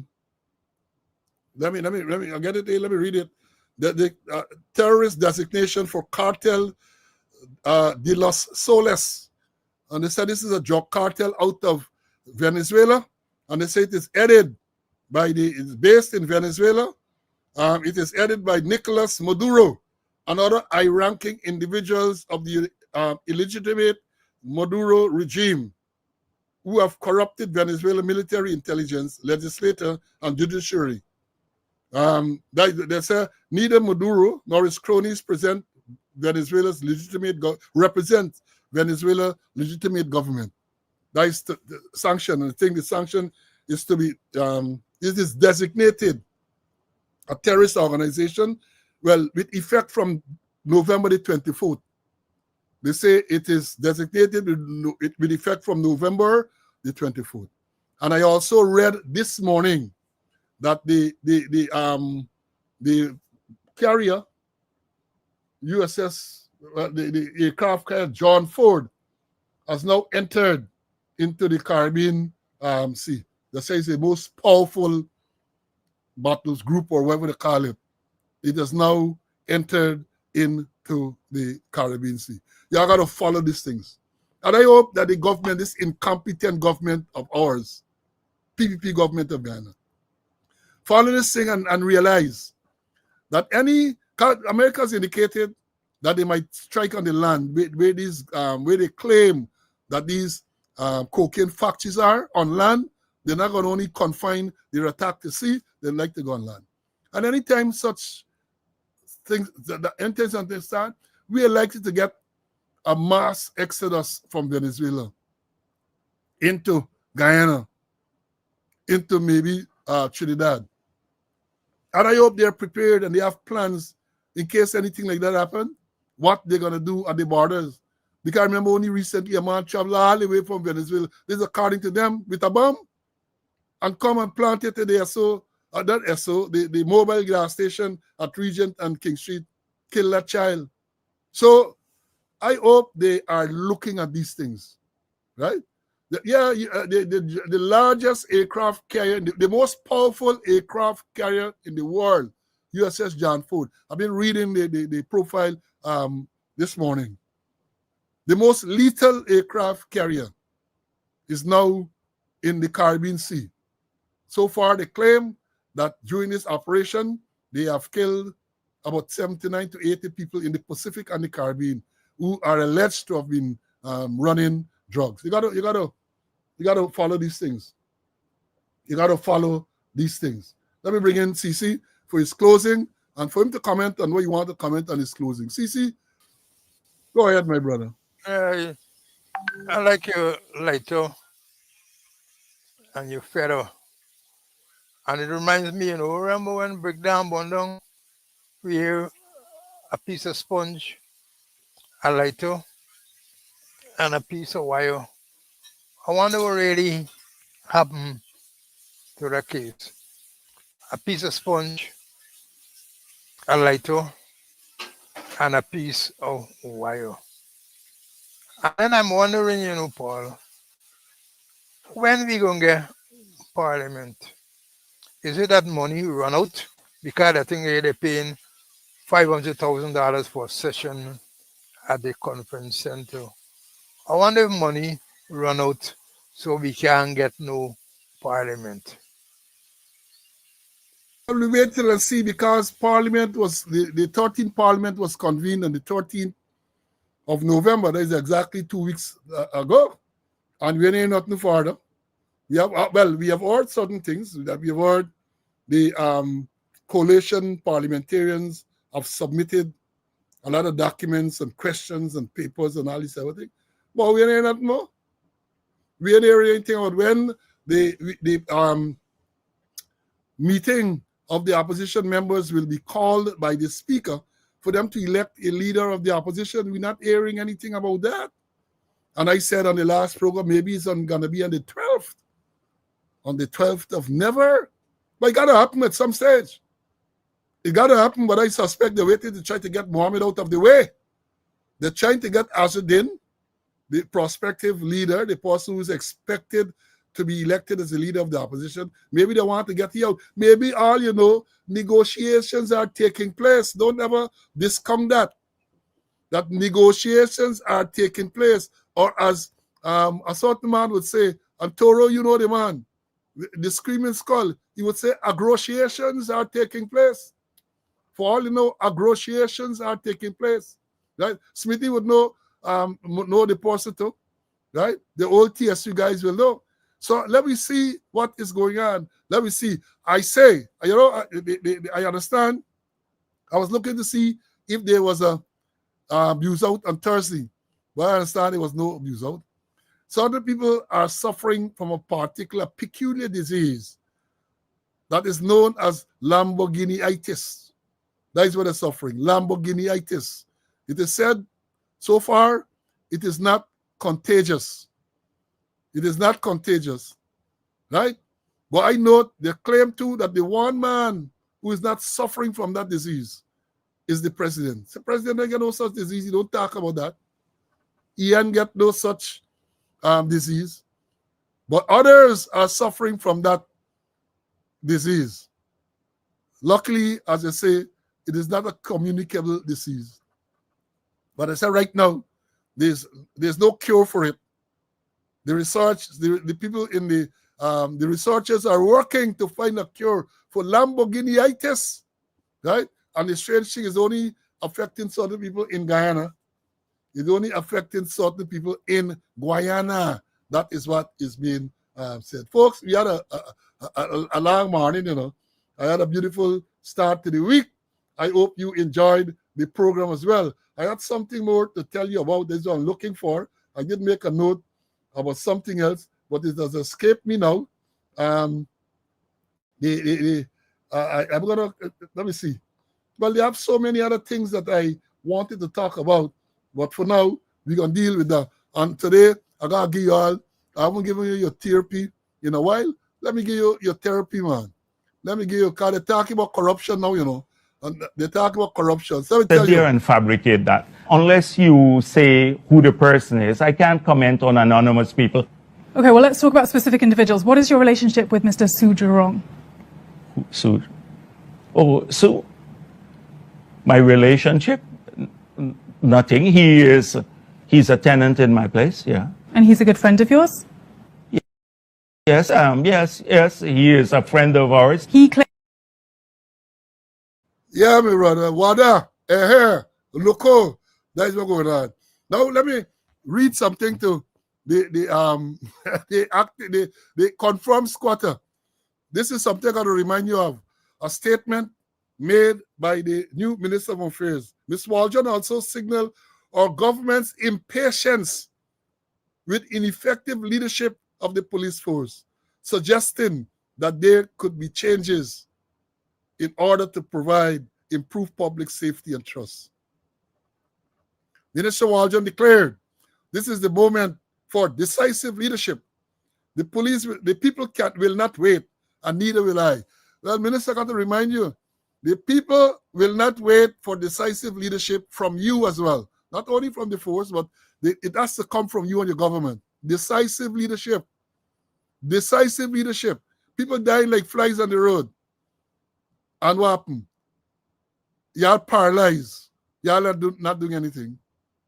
You're paralyzed, you're not doing anything. Every now and again we hear about some forum. And this month, I think it's supposed to be Road Safety Month, you know, this month. November month, Road Safety Month. So many accidents during Road Safety Month. But what is the government plan to address this situation? I have said repeatedly, it calls for government involvement for a very comprehensive assessment and implementation. This is not reinventing the wheel. You get countries around your systems that you can look and adapt to suit Guyana unique conditions. But I ain't want to do nothing. Y'all don't want to do nothing. I wonder why. Some simple things. Like imagine tint on vehicles, obscure number plate, cell phone use, seat belt. Them is basically things that ought to be able to be implemented. The law ought to be enforced. But y'all are addressing the jaguar, which is corruption. And if you're not addressing that, you're wasting time. You're wasting your time. Folks, again, we had a good morning. I had a good morning. I'm sure you did as well. And today is Monday, the 17th day of November. Our next scheduled program should be on Wednesday, the 19th at 11 o'clock Eastern Standard Time, 12 o'clock, 12 noon Guyana time. God's Spare Life. We'll see you then. But make sure, as I said, be safe. Be safe. Apart from the fatal accidents, they got bee killing people. They got people drowned in some way, a tree limb, some logger cutting on a tree over the weekend, limb fall and kill it. All sort of thing you have, man. All sort of thing. I am not superstitious, but I believe something wrong with all these deaths. Not a police sergeant died. No, I don't. It seems like natural cause. Something is wrong. Something is wrong. So you have a responsibility to make sure that you take care of yourself and your loved one. So until we meet again, God's Spare Life on Wednesday, take care of yourself. Bye.